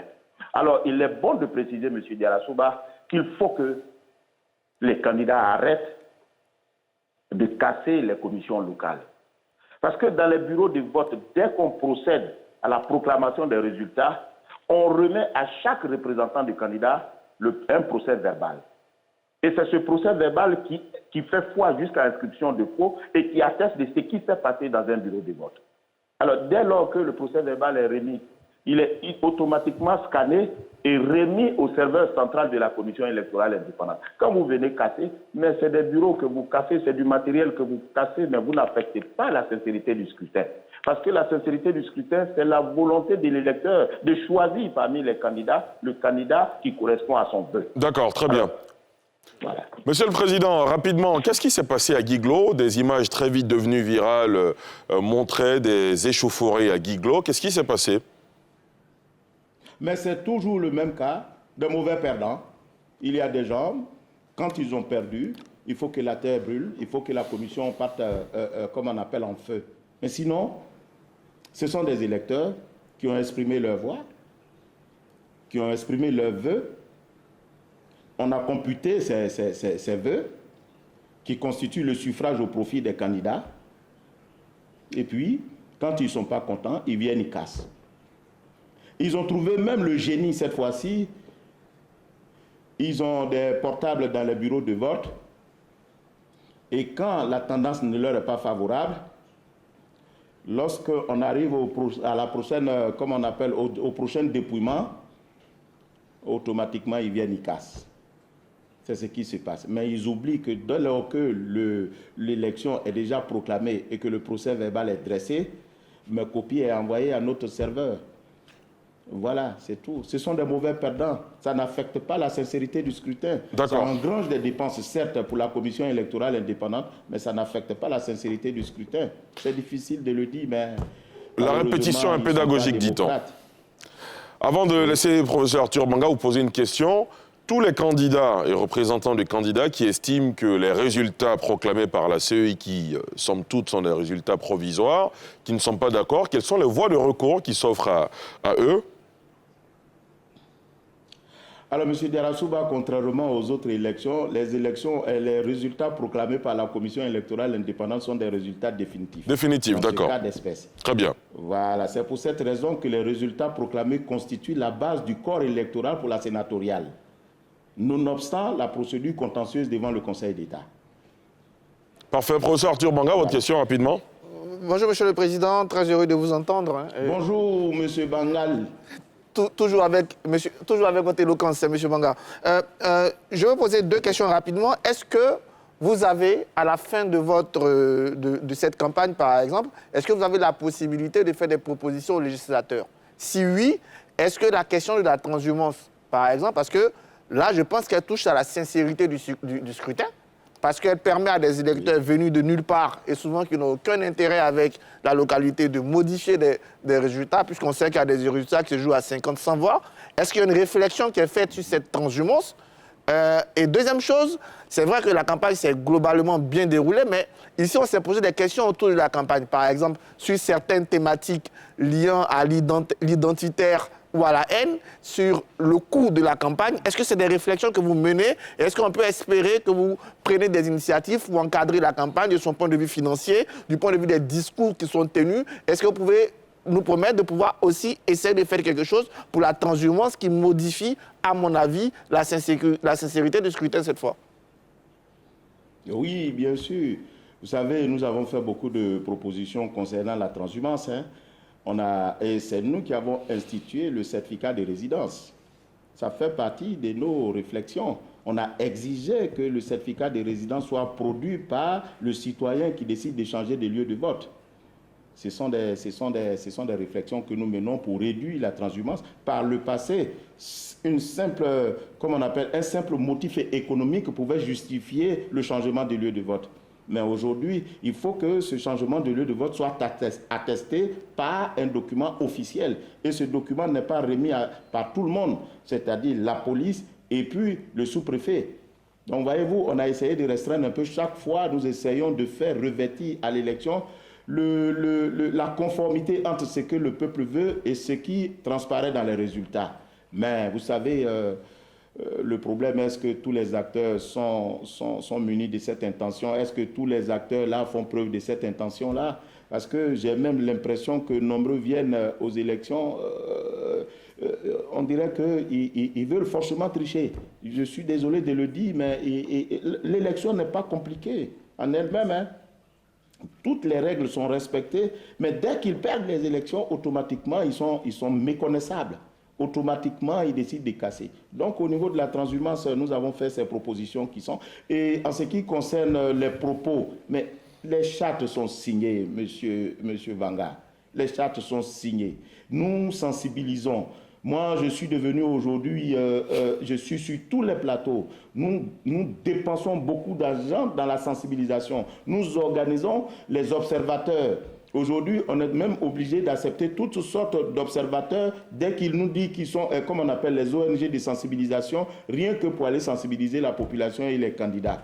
Généralement, quand vous les invitez, c'est des seconds couteaux qui nous amènent. Et quand ils viennent eux-mêmes, ils savent tout. Et au dernier moment, on se rend compte qu'ils ne savent rien. Est-ce que vous savez qu'il y a certains candidats qui vont saisir le Conseil constitutionnel dans une élection locale et non des moindres? Et moi, c'est de la peine. Chaque jour que Dieu fait, on leur explique que les élections locales, le contentieux des élections locales ressortit à la compétence du Conseil d'État. Et on leur dit toujours qu'il y a 3 types de contentieux. Le contentieux de l'éligibilité, le contentieux de l'élection et le contentieux des déchéances. Le contentieux dans lequel nous sommes maintenant, c'est le contentieux de l'élection. Il est ressorti à la compétence du Conseil d'État. Vous déposez votre requête à la commission électorale indépendante et la commission se charge, après avoir assuré le contradictoire en notifiant à l'autre partie dont l'élection est contestée, l'existence de cette requête pour que celui-ci se prépare à son mémoire de défense. Et le tout transmis par les soins de la commission électorale au Conseil d'État. Voilà comment ça se fait. Chaque jour, on le dit. Chaque jour, on le dit. Chaque jour, on le dit. Ça, c'est encore ceux qui sont bienheureux. Sinon, les autres, ils décident de mettre le feu à la commission électorale indépendante. Est-ce que vous allez poursuivre... Voulez-vous que c'est maintenant... Est-ce que vous allez poursuivre en justice le candidat qui a tenté de soudoyer certains de vos éléments? Parce que c'est une accusation grave. Ne vous en faites pas pour ça. Je commence... Oui, ne vous en faites même pas. Déjà, nous avons fait arrêter 2 des commissaires. 2 des commissaires et un agent ATA, l'agent technique d'appui. Et tous les commissaires qui se sont rendus coupables ou qui ont été sensibles à de tels appels seront relevés. Mais sauf que, M. Vangar, quand on les relève, ce sont les partis politiques qui vont nous les ramener. Ils vont nous envoyer peut-être pas les mêmes, mais ce sont les mêmes parce qu'ils n'arrivent pas à se départir de leur qualité de partisans. Et ça nous fatigue. Ça, je vous le dis, je vous l'avoue ce soir, ça nous fatigue. On est obligé de nous occuper des électeurs, de nous occuper des candidats. Maintenant, on va s'occuper de nos propres commissaires, nous qui sommes en charge du contrôle. D'accord. C'est difficile. C'est difficile. Merci beaucoup, Monsieur le Président de la CEI, Ibrahim Kibiar Coulibaly, d'avoir accepté de partager avec nous justement vos premières leçons au terme de ce scrutin, ces élections municipales et régionales. Merci beaucoup, Monsieur le Président, et bonne continuation. Merci infiniment. Monsieur, la toute première question que je vous pose, je me tourne vers le professeur Dion. Pour vous, dans ces élections municipales et régionales, c'était quoi la plus belle affiche pour vous? Alors, la plus belle affiche pour moi... Ou je peux vous faciliter les choses. Si vous avez 3 affiches à identifier comme les plus belles, ce seraient lesquelles? Oh, il y avait déjà Cocody. J'étais un peu curieux de voir comment la candidature indépendante de Yasmina Oyen viendrait perturber le combat PDCI-RHDP. Il y a eu Yopougon aussi, que tout le monde attendait, même si le fait que les 2 candidats de l'opposition soient allés en rang dispersé. En rang dispersé commençait déjà à plomber la bataille. Et puis j'attendais quand même Anne Wouloto et Hubert Oulaï. Voilà un peu les trois belles affiches. Maintenant, il y avait dans le Haut-Sassandra, évidemment. Bien sûr. Ce grand combat-là. Tout à fait. De Touré et du professeur Didier Madi. Voilà un peu. D'accord, on aura le temps d'avoir votre analyse sur toutes ces affiches. Vous, c'était quoi vos plus belles affiches, professeur pour Bangali? moi, c'était Cocody en tête, ensuite Yopougon, et puis le Haut-Sassandra. Parce que ce sont, je dirais, 3 communes, ou en tout cas 3 localités symboliques.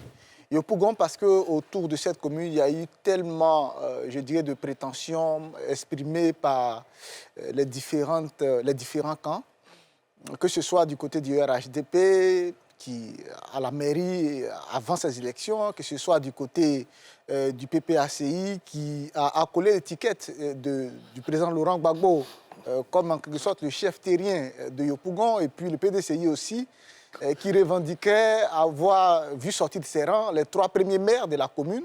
Et donc, je pense que c'est une bataille de clarification à Yopougon. Et je pense que la clarification a donné finalement son verdict. Ensuite, Cocody, parce qu'à Cocody, je me suis posé la question, quel était le niveau de solidité de la majorité du PDCI? À partir du moment où il y avait 2 candidats qui sortaient de leur rang, je m'attendais à ce que finalement, le pourcentage qui tournait autour de 40% que le candidat PDCI lors des élections précédentes avait obtenu, je m'attendais à ce que ce pourcentage-là soit divisé en 2, mais finalement, il a été conservé pratiquement à l'identique. Et puis, disons que le 2e maillon du PDCI n'a récolté que le tiers du score du principal candidat, donc celui qui a été parrainé par le parti. Et puis le haut, ça s'entendra parce que il y a eu, déjà parce que je suis à l'université de Daloa, Jean Laurignon Guédé, donc j'ai eu le temps d'observer un peu de près la tournure de la campagne, disons les différentes thématiques qui tournaient beaucoup autour du concept de l'autochtonie, finalement. Et je crois qu'il y a un certain discours politique aujourd'hui qui ne paye plus en Côte d'Ivoire. C'est le constat que je fais.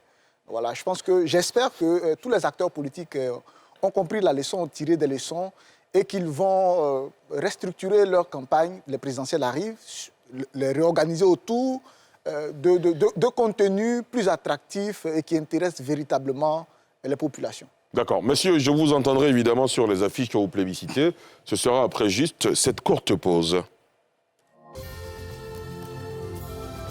Port autonome d'Abidjan, une référence internationale. La SODEMI, la porte d'entrée du secteur minier ivoirien.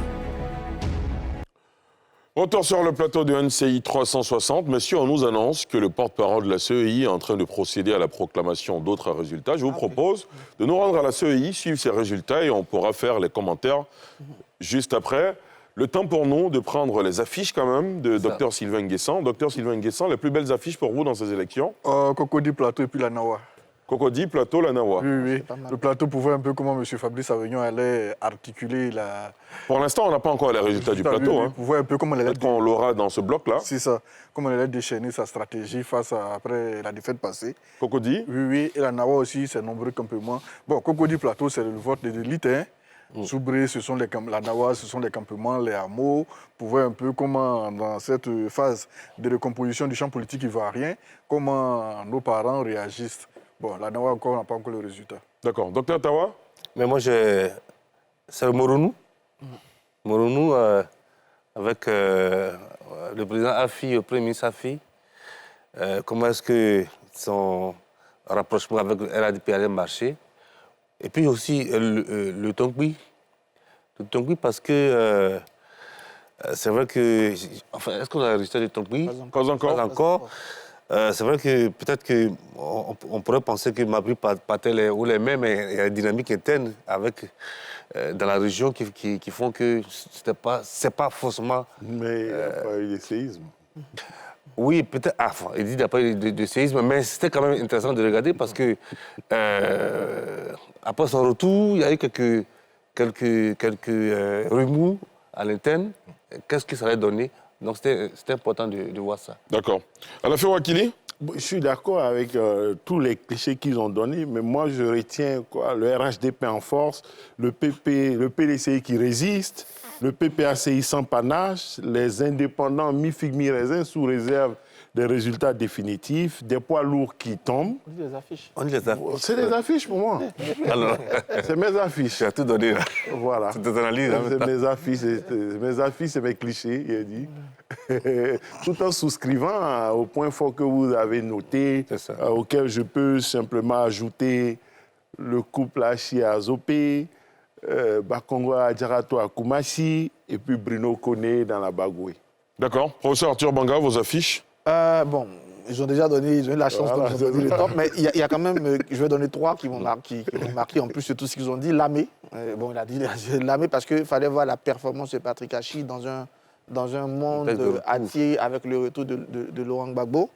Tu as déjà parlé de Moronou. Donc, Aboisseau, c'est assez intéressant parce que les dernières législatives se sont jouées à ça. Et donc, il y avait un remake entre Aboubakar Cissé et Ngon Jérémy. Et puis, la petite ville de Thiébissou, qui est pour moi assez intéressante, en ce sens que l'autoroute passe par là. Le RHDP avait gagné la mairie avec Ndri Germain. On allait voir maintenant si le discours autour de ça allait plus mobiliser que le discours autour de l'hommage à Bédié. Et finalement, les résultats sont officiels. Là, finalement, le PDCI récupère quand même la mairie de Thiébissou pour dire comme lui que le PDCI résiste bien globalement. D'accord. Messieurs, nous aurons quelques personnalités élues au soir de ce scrutin-là, justement, au cours de cette émission. Il me semble que nous avons avec nous le maire élu de Cocody, Jean-Marc Yassé. Jean-Marc Yassé, bonsoir. Est-ce que vous nous entendez? Bonsoir. Merci d'avoir accepté notre invitation. Merci beaucoup. Dans quel état d'esprit êtes-vous après avoir été proclamé vainqueur de cette bataille de titans dans la commune de Cocody? Merci, M. Yansouba.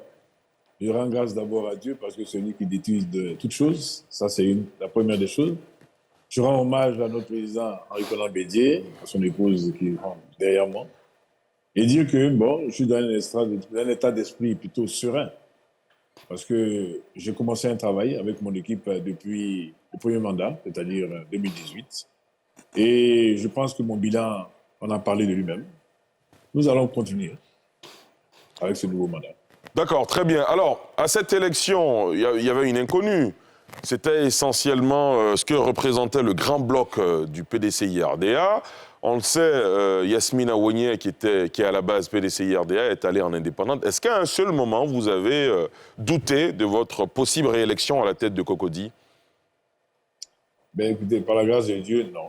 J'allais sereinement parce que les militants du PDCI savaient où ils vont. Donc, je félicite d'abord tous les militants du PDCI-RDA parce que nous avons eu un mot d'ordre de notre président du parti et le principe, c'est de respecter le parti. Professeur Arthur Banga, oui. Oui, monsieur le maire, déjà, mes félicitations encore une fois pour votre brillante victoire. À 42 points, c'est une belle performance à Cocody. J'ai deux petites questions. Même si vous semblez fier de votre bilan, pour les émissions qu'on a organisées, pour ce qu'on a entendu, il a été beaucoup attaqué ce bilan.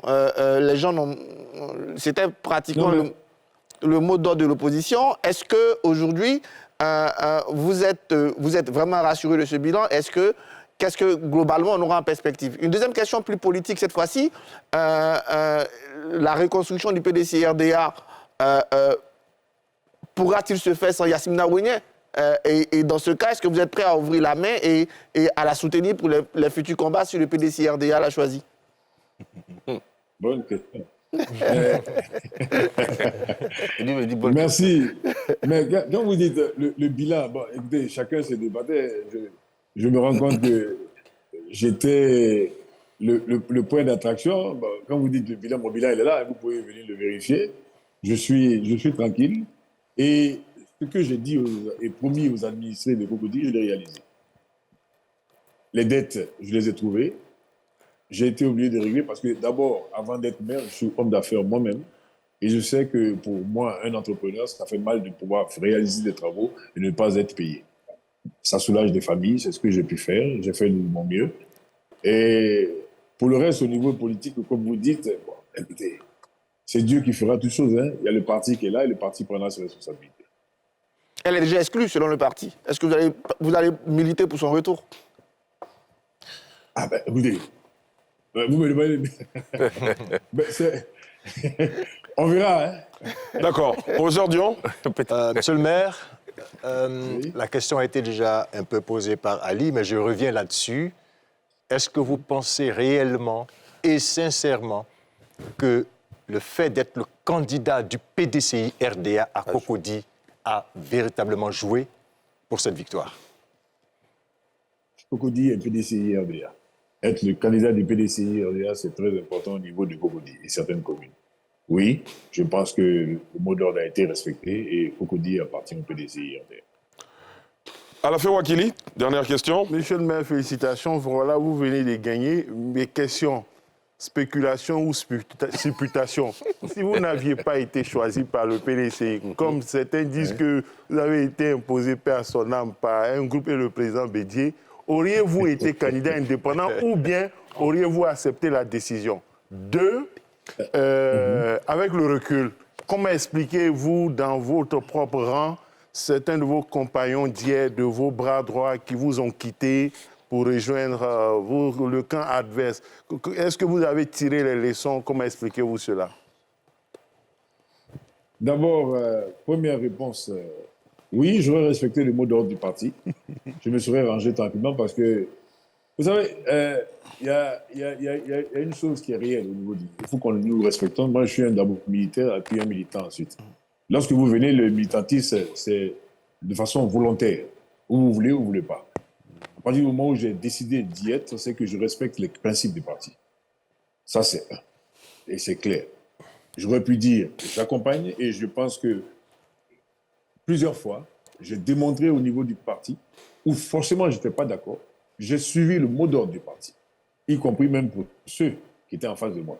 Donc, pour ma position, il n'y a pas de problème. La deuxième question, c'était, vous avez dit, vos proches, j'ai perdu le fil. Vos proches, l'équipe en Oui, les proches. Oh là, bon. Écoutez, je pense que ça, c'est à eux qu'il faut poser la question parce que moi, je reste sur ma détermination. C'est-à-dire, c'est eux qui doivent se remettre en question. Parce que moi, je suis clair. On est parti sur un schéma. Ce schéma, je l'ai respecté du début jusqu'à la fin. Je suis venu pour servir les administrés de Corondi et pas me servir. Okay. Donc, lorsque nous sommes partis ensemble, maintenant, c'est à eux qu'il faut demander pourquoi ils m'ont laissé. Parce que, comme vous entendez, je ne vois pas les reproches qu'on veut faire. Bon. Jean-Marc Yassé, merci beaucoup. Merci d'avoir accepté de répondre à nos questions dans ce NCI 360. Encore une fois, félicitations à vous et bonne continuation. Merci et bonne soirée à vous. Merci beaucoup. Messieurs, nous prenons la direction de la CEI, où le porte-parole de l'institution est en train de donner la suite des résultats. Soit 12,05%. PDCI RDA PPA 6. Goba Clémentine Laurence. 1811. Soit 16,55%. Est déclaré vainqueur la liste RHDP de Traoré Lassina.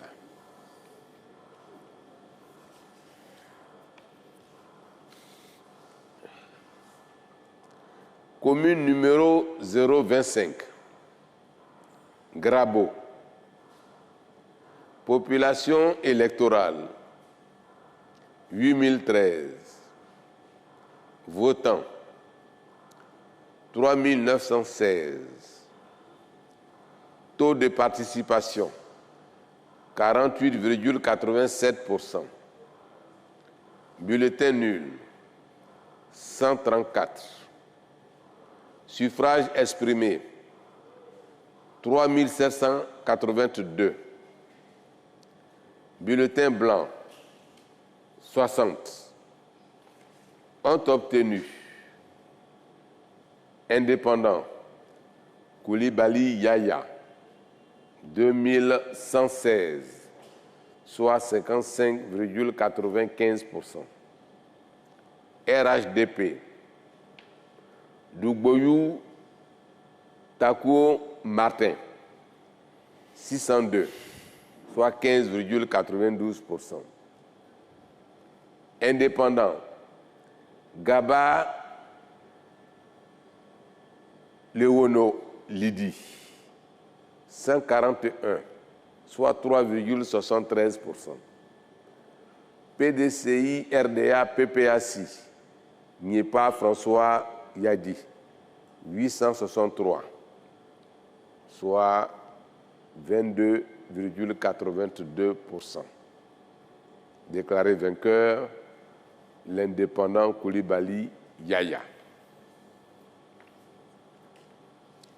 Commune numéro 23 de Grand-Bérébi.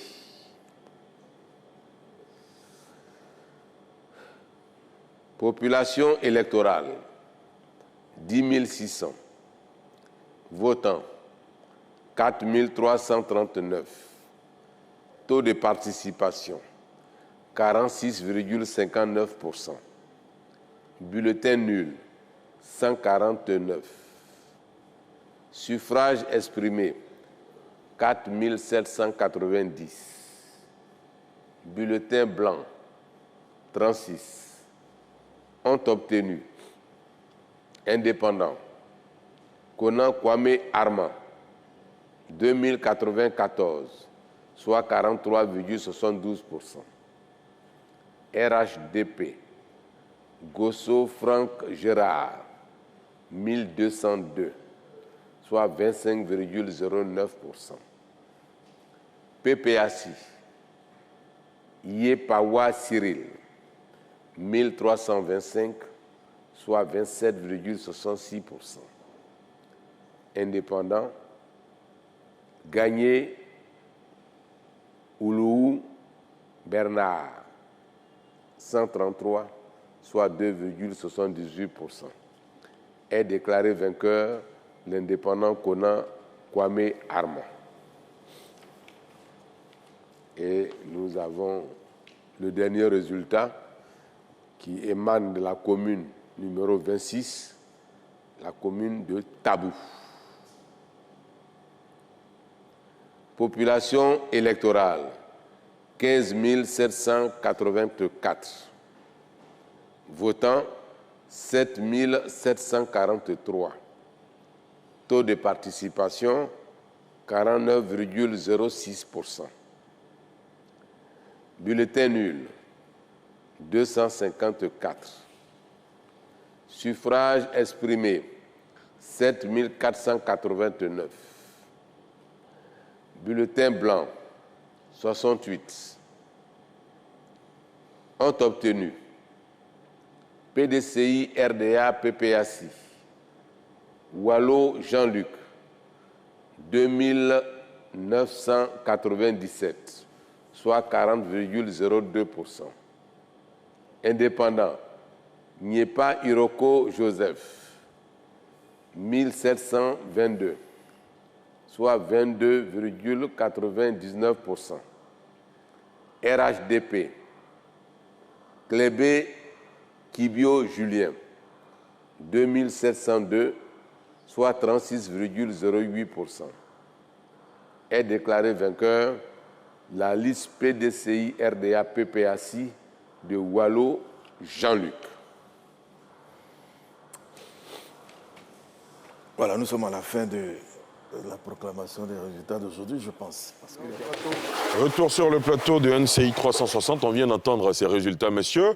Alors, dans la plupart des affiches que vous avez annoncées tout à l'heure, il y a bien sûr une qui revient régulièrement, celle de Yopougon, où était en lice, j'ai envie de dire, 3 poids lourds. Le candidat du parti au pouvoir, le RHDP, par ailleurs, tout président de l'Assemblée nationale qu'il est, le candidat du PPACI, Michel Gbagbo, député du parti, député de la circonscription de Yopougon, et par ailleurs fils de la grande figure de la gauche ivoirienne, Laurent Gbagbo. Diaw Foué, candidat du PDCI-RDA, qui est quand même la belle surprise de ces dernières années dans la commune de Yopougon, et bien sûr d'autres indépendants. Voilà l'affiche qui se présente sur vos écrans. Messieurs, commentaire rapidement de cette finale, de ces élections municipales. Oui, professeur Arthur. Bon, nous, on l'a déjà dit sur ce plateau maintes fois, que la seule chance pour l'opposition de gagner, c'était d'aller en série. On s'appuyait déjà sur le fait que la mairie était déjà RHDP. On s'appuie aussi sur les résultats des dernières législatives. L'opposition a pu gagner les 6 sièges de Yopougon en étant en liste commune.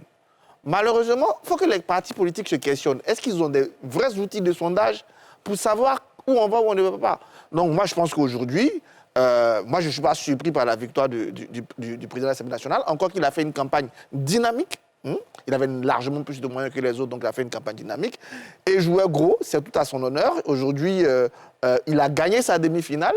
Et si jamais le président de la République ouvre la porte à une succession, Adama Bictogo devient un véritable candidat aujourd'hui. C'est quelqu'un qu'on peut considérer comme potentiel président de la Côte d'Ivoire après 2025. Voilà. Professeur Dion, analyse de cette bataille de Yopougon.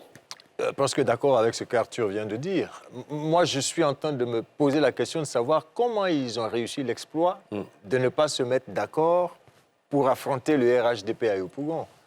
Et si on y prend garde, si on fait un peu de prospective et de projection, c'est un schéma qui risque de se passer en 2025 s'il y a élection présidentielle. C'est-à-dire qu'on va aller chacun de son côté et puis ça va nous produire quelque chose de ce genre. C'est pour ça qu'il est important que dans l'opposition, on se parle, qu'on comprenne véritablement les enjeux, qu'on sache où on va et surtout qu'on sache quel est le défi de l'heure pour qu'on redessine les cartes. Sinon, sur ce plateau ici, comme a dit Arthur, on avait dit que c'était un gros risque pour Adama Bictogo, mais parce que nous pensions que l'opposition arriverait à s'entendre sur une candidature pour qu'il y ait un duel véritable, mais il a eu la chance d'avoir en face de lui des candidats qui n'ont pas pu s'entendre. En tout cas, félicitations au président. Après le présidentiel, il aurait eu le deuxième tour. Docteur Sylvain Nguessan. Bon, je ne sais pas pourquoi tout le monde espérait une alliance de l'opposition. Tout le monde Pourquoi les gens se plaignent que l'opposition soit partie à faire les deux, l'opposition soit partie à redisperser? Pourquoi pas? Chaque formation a son candidat. C'est tout ça qui fait le charme de la démocratie. Non, mais il y a des cas où ils ont pu s'entendre. C'est le docteur Sylvain Nguessan qui a la parole, s'il vous plaît.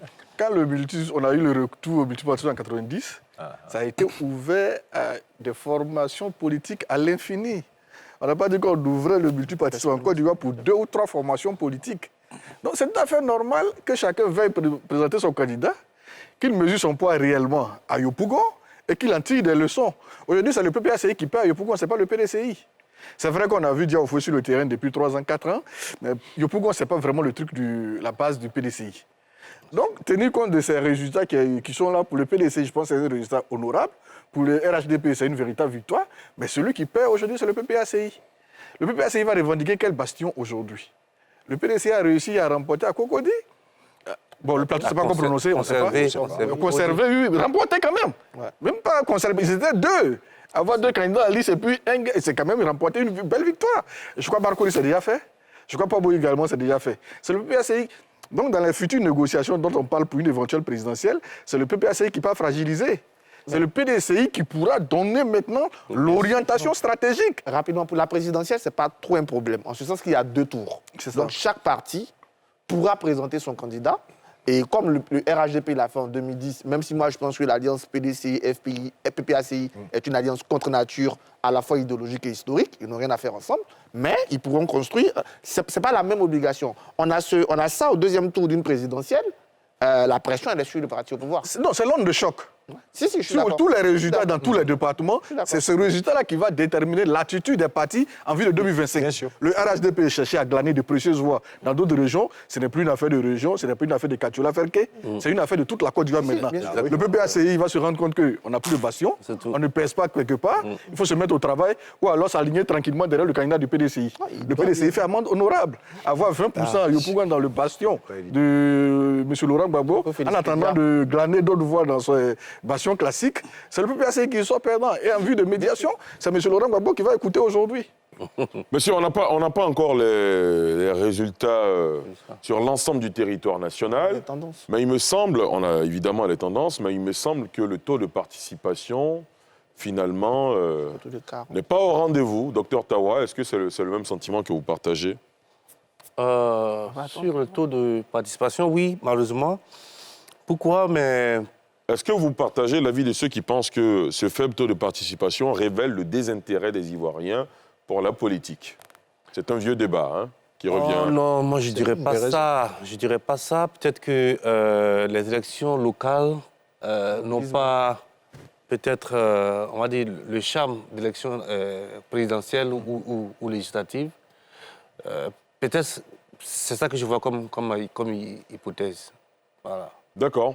Et d'un point de vue général, en termes de cartographie des principales formations politiques, aujourd'hui, il semble que finalement la part belle est faite au RHDP, professeur Bangali.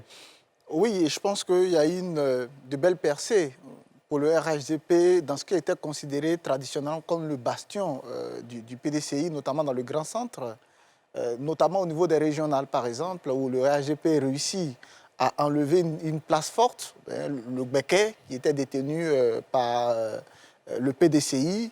Et c'est vrai que le PDCI se rassure à Yamoussoukro et dans d'autres circonscriptions. Mais je pense qu'au-delà même du Grand Centre, également dans les régions du Sud, il y a eu ce débat-là pendant pratiquement 10 ans qui voudraient que les élus du RHDP qui avaient réussi à se faire élire dans certaines circonscriptions, anciennement bastion du FPI, de l'ancien FPI, donc de la tendance pro-Gbagbo, étaient des élus par défaut. Parce que les anciens élus de l'ancien parti au pouvoir considéraient qu'ils avaient construit, je dirais, des sortes de liens électoraux à vie. Et donc des liens qui étaient indéfectibles, même après 10 ans d'absence, quand ils reviendraient, ils viendraient récupérer les circonscriptions là où ils les avaient laissées. Je pense qu'il y a eu, au travers de ces élections, une clarification à ce niveau-là. On peut, sans se tromper, dire clairement que finalement, les populations renouvellent constamment leur allégeance en fonction des nouvelles offres. Et donc, que vous ayez été élu dans la même circonscription il y a 10 ans, quand vous revenez, si vous n'avez pas les bons arguments, si vous n'avez pas forcément une campagne dynamique parce que vous avez moins de moyens financiers, parce que ça a été aussi un des éléments déterminants de cette campagne-là, finalement, la circonscription peut basculer en faveur de nouvelles offres. Et à ce niveau-là, je pense qu'il y a des leçons à tirer pour le PPACI. Docteur Sylvain Nguessan. Bon, la bataille du Béquet, c'est une bataille de fils de la région, hein. À Saoré de Diabo, environ 20 km de Boaké, et l'autre environ 50 km de Boaké. Voilà. Je pense que les populations, les bases du RHDP, ont porté un message à leur hiérarchie qui semble porter ses fruits. Il faut maintenant prendre les fils de la région, les porter comme les candidats. Donc, quand on dit que M. P. à son âme, Mangwa Jacques, avait remporté au nom du PDCI, mais le monsieur qui va voter à Saoré, là, il ne pense pas trop au RHDP, hein. Il pense à un fils bleu de la région qui est dans le département de Botro qui va voter. C'est un peu ça. Le RHDP a reçu cette prouesse-là. Un cadre. Oui, prendre des gens de la région, des gens qui ont grandi, qui ont fait l'école primaire avec des gens qui se connaissent. J'ai participé, j'ai suivi des élections, des régions comme ça, où le monsieur partait à des funérailles, il dit c'est pas le candidat du RHDP qui est venu. Mais j'ai fréquenté avec Atu Banga, je connais très bien sa maman, on partait manger à Tcheko Maché. Je suis venu au funérailles de cette femme-là. Et donc, dans l'imaginaire, ça crée d'autres choses. Attention, ce monsieur-là, voilà, on a fait l'école primaire, on a joué ici ensemble, on a appris à nager, les premiers flirts, c'était avec, voilà. Donc, ils ont réussi cette prouesse-là aujourd'hui. Donc, M. Assaoré en tire le grand bénéfice. On vote un fils de la région, ça s'arrête là. Pas nécessaire. Professeur Dion. Oui, il faut souligner aussi, je crois qu'Arthur l'a dit, au niveau de l'armée, la performance du Premier ministre. C'est le Premier ministre de la République. Et puis, c'est l'armée. C'est-à-dire que traditionnellement, c'est l'un des bastions de Laurent Gbagbo. Donc, il y a que, quand vous y allez, il y a d'abord vous-même, il y a l'équation personnelle, il y a le parti, c'est vrai, mais il faut être au contact des populations. Alors, le résultat qu'il nous sort, il réussit à faire élire son épouse à Azopé. Il est à 5 sur 7. Il visait 7 sur 7, il est à 5 sur 7, mais il s'affirme et il confirme. Il dit, je suis là. Mais c'est ça qui montre la légitimité politique d'un homme. Parce que quand on entre en politique, la question c'est qui vous porte? Qui avez-vous derrière vous? Et là, il dit, je suis Archipatrick, j'ai des gens derrière moi. Et la politique fonctionne comme ça. Donc, félicitations au Premier ministre hein, pour le travail qui... À la fin, Wakili? Il faut aussi voir les suffrages. Hein. Au niveau national, au niveau total, on va y arriver. Mais je note que à Bobo, la ministre d'État Kandia Camara dépasse 50 000. À Boaké... Elle a été élue, me semble-t-il, à un peu plus de 70%. Oh, voilà, dépasse 50 000. À Boaké, Amadou Koné, il a près de 70 000 voix. Ouais. Yopougon, 60 000. Et on attend Gontougo, on veut les suffrages effectifs dans le Haut-Sassandra. 80 000. Vous voyez, c'est énorme. Cette région est d'ailleurs la deuxième, hein, je crois, après Abidjan. Au-delà, je voudrais revenir un peu sur Yopougon pour dire que c'est vrai que quand on additionne les deux, PPACI et autres, PDCI, ça fait 54-66. Mais selon moi, il n'était pas évident qu'ils auraient eu ce résultat s'ils s'étaient mis ensemble. Ils auraient pu faire 50. Toujours, oui, eux, ils auraient fait 50 peut-être, ou 49, et puis le candidat Bitogo aurait pu monter aussi à plus. Parce que le 60 000 qu'il a eu, par rapport aux objectifs, c'est un peu en deçà. Il est évident que si l'enjeu avait été plus fort, certainement, ses partisans aussi seraient sortis plus nombreux. Enfin, moi, je considère que Michel Gbagbo n'a pas à rougir. Parce que c'est vrai, il a joué le fils de Gbagbo, mais c'est Michel Gbagbo, ils ont voté. Et il a quand même près de 50 000 électeurs à Yopougon, et ça peut aussi compter pour l'opposition dans son camp. Et par rapport aussi aux autres candidats, aux mauvais résultats du PPACI partout, il est peut-être l'élu PPACI qui a le plus grand nombre de suffrages sur son nom. Et ça aussi, il faut le dire, et ça mérite un respect, tout en adressant nos chaleureuses félicitations au candidat Adama Bitogo. Arthur? Moi, déjà, dans les personnalités, j'ai parlé de Bitogo, mais tout le monde se disait qu'il y avait deux personnalités, en réalité, qui jouaient gros au sein du RHDP. C'était le président de l'Assemblée nationale et le Premier ministre. Donc, il faut saluer la performance du Premier ministre qui va rechercher une région. Jusque-là, il gagnait, mais écoutez, à Zopé, Gbagbo, il a fait un meeting. Donc, c'était très important pour lui. Et il va même gagner jusqu'à la commune d'Argou. C'est un symbole incroyable. Exactement. Voilà. Battu l'autre voilà, couple. l'autre couple. Ça, c'est très important. Et même là où il perd sur le fil, mais avec un indépendant proche du PDCI à Ferry, un indépendant proche du PACI à Yakassé. Mais globalement, c'est quelque chose d'intéressant. Vous savez aussi la performance de Mamadou Touré, qui pour moi, dans les quadras ou les quinquas, je ne sais plus trop, du gouvernement, est celui qui apparaît avec une base électorale. Quadra. Voilà, avec une base électorale. Il aurait pu être concurrencé par Souleymane Diarra-Souba s'il avait pu remporter Yamoussoukro. Mais aujourd'hui, Mamadou, il faut compter avec lui. Il faut se dire, aujourd'hui, c'est un visage qui incarne plus que l'avenir au sein du RHGP. Globalement, le RHGP a progressé. Et ça montre ses progrès. Mais il faut aussi saluer la résistance du PDCI-RDA. Moi, j'étais souvent même impressionné. Ils sont allés récupérer certaines communes. Thiébissou, à Boisseau, ils avaient même perdu les législatives, ils sont allés récupérer. Bonois, ils ont confirmé. C'est-à-dire que même dans des communes comme Bassam ou même dans certaines communes, ils perdent sur le fil. C'est-à-dire qu'aujourd'hui, le PDCI-RDA est un parti politique qui est en capacité de dire « je peux gagner des présidentielles ». Et ça, c'est très important pour ce parti. Et c'est-à-dire que finalement, aujourd'hui, c'est un défi supplémentaire qui appartient au PDCI-RDA. Henri Konan Bédié ne laisse pas une machine foutue. Il laisse une machine avec un vrai potentiel. Et c'est à eux de surfer dessus. Et moi, en tant que fouettiste, je suis un peu malheureux de voir que ce sont les deux grands partis fouettistes qui le font. Et aujourd'hui, il faut le dire, le PPACI est plus qu'en perte de vitesse. Mais moi, je ne suis pas surpris. Je l'avais déjà dit ici, qu'on ne les sentait pas sur le terrain, que le discours n'était pas celui sur lequel ils devaient mobiliser. Ils ont encore 2 ans. Il faut que le PPACI se réveille, parce que ces résultats-là ne sont pas des résultats dignes d'un grand parti. À peine, pour l'instant, on n'est même pas sûr d'avoir 5 communes, on n'est pas sûr d'avoir 1 ou 2 régions, ce n'est pas possible. Autre équation, dernière équation globale, c'est le Moronou et c'est Afin Guesson. Qu'est-ce qu'il devient aujourd'hui? Sur cette même table, j'avais dit, attention, monsieur le Premier ministre, les législatives dans le Moronou ne vous donnent pas de bons symboles. On m'a traité de tout ce qu'on doit me traiter, mais j'ai l'habitude maintenant. Et aujourd'hui, finalement, comme pour le PPACI, avec Afin Guesson, il y a cette raison. Il faut se poser des questions. Mais attention, le taux de participation le montre, il est toujours, je suis d'accord avec toi, il est toujours plus inférieur dans les municipales, dans les locales que dans la présidentielle. Et, comme l'a dit, il y a un enjeu personnel dans les municipales. Donc, ça donne des signaux intéressants pour la présidentielle, mais rien n'est bouclé, rien n'est géré. Il y a toujours encore du travail et des possibilités dans octobre 2025, même s'il faut bien reconnaître que le RHGP est aujourd'hui le principal parti de Côte d'Ivoire, mais sera-t-il à même de faire tout seul à des présidentielles? D'accord, on termine avec Dr Tawa, allez-y. Oui, moi je voulais effectivement, à la suite des autres, féliciter Bictogo.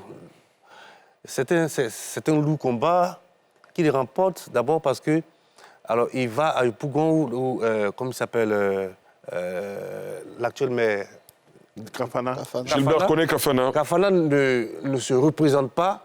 Pourquoi? Il me semble qu'il est conscient de ce que, si c'est sa personne qui se représente, c'est difficile pour le RADP. Or, pour le RADP, il faut conserver la commune de Pougon dans un contexte de retour du PPACI. Donc, c'est véritablement un challenge que Bictogo gagne. Et je pense qu'il permet au RADP on va dire, de s'installer durablement dans la commune.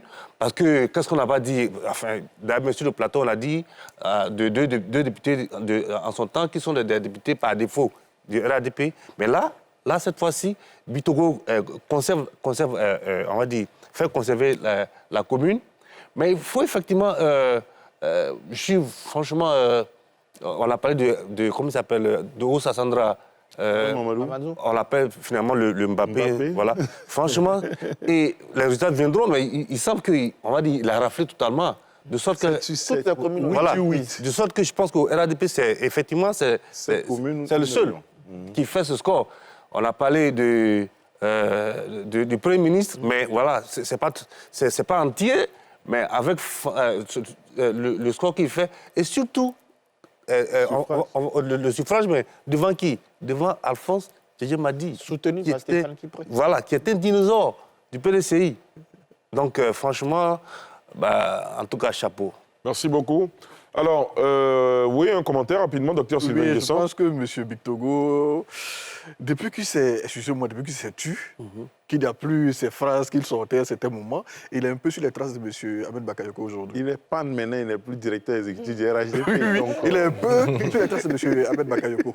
Un monsieur transversal, qui ne dérange pas trop. Quand Bictogo a gagné, bon, c'est pas grave, c'est le moins de mal. Je pense qu'il a compris que sa force pourrait se déployer de cette façon-là. À telle enseigne que, quand il se promène dans Yopougon, c'est pratiquement ça. Oui, tranquille, comme un Ahmed Bakayoko bis qui est en train de se promener, qui reçoit tout le monde, qui rencontre tout le monde, qui se tait, qui écoute. Je pense que c'est à son avantage. Même si, bon, en faisant la cartographie des proches collaborateurs du président, ce n'est pas sensiblement la même chose. Mais je pense qu'au RHDP, M. Bictogo, M. Bictogo, M. Touré et Mamadou, bon, le Premier ministre, c'est-à-dire le Premier ministre, hein, donc M. Bictogo et M. Touré Mamadou. Il faut le mettre dans la note si tu l'enlèves. Non, bon, donc M. le Premier ministre, M. Touré Mamadou, c'est quoi là? S'ils organisent une réunion de mobilisation, bon, il faut compter avec eux. D'accord, très bien. Messieurs, nous sommes au terme de ce numéro de NCI 360.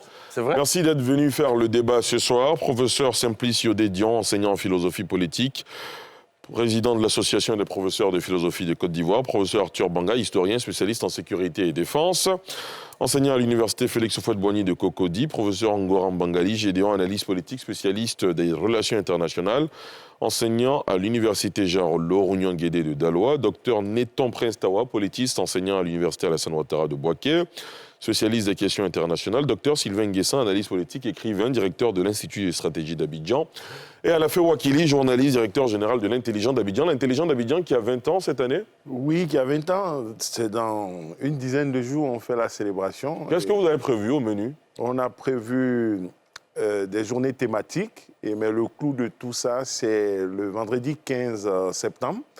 Un panel à l'espace CRAE et moi au plateau, un débat sur les femmes et l'économie circulaire, et puis le grand dîner gala, le 16 à l'Hôtel Ivoire. Je suis invité. Nous y sommes conviés. Toute la team NCI est invitée. D'accord. Sous le haut patronage de la première dame, les co-parrainages du ministre de la Communication et de l'économie numérique et du ministre de l'Équipement Amédée Kofi-Kouakou.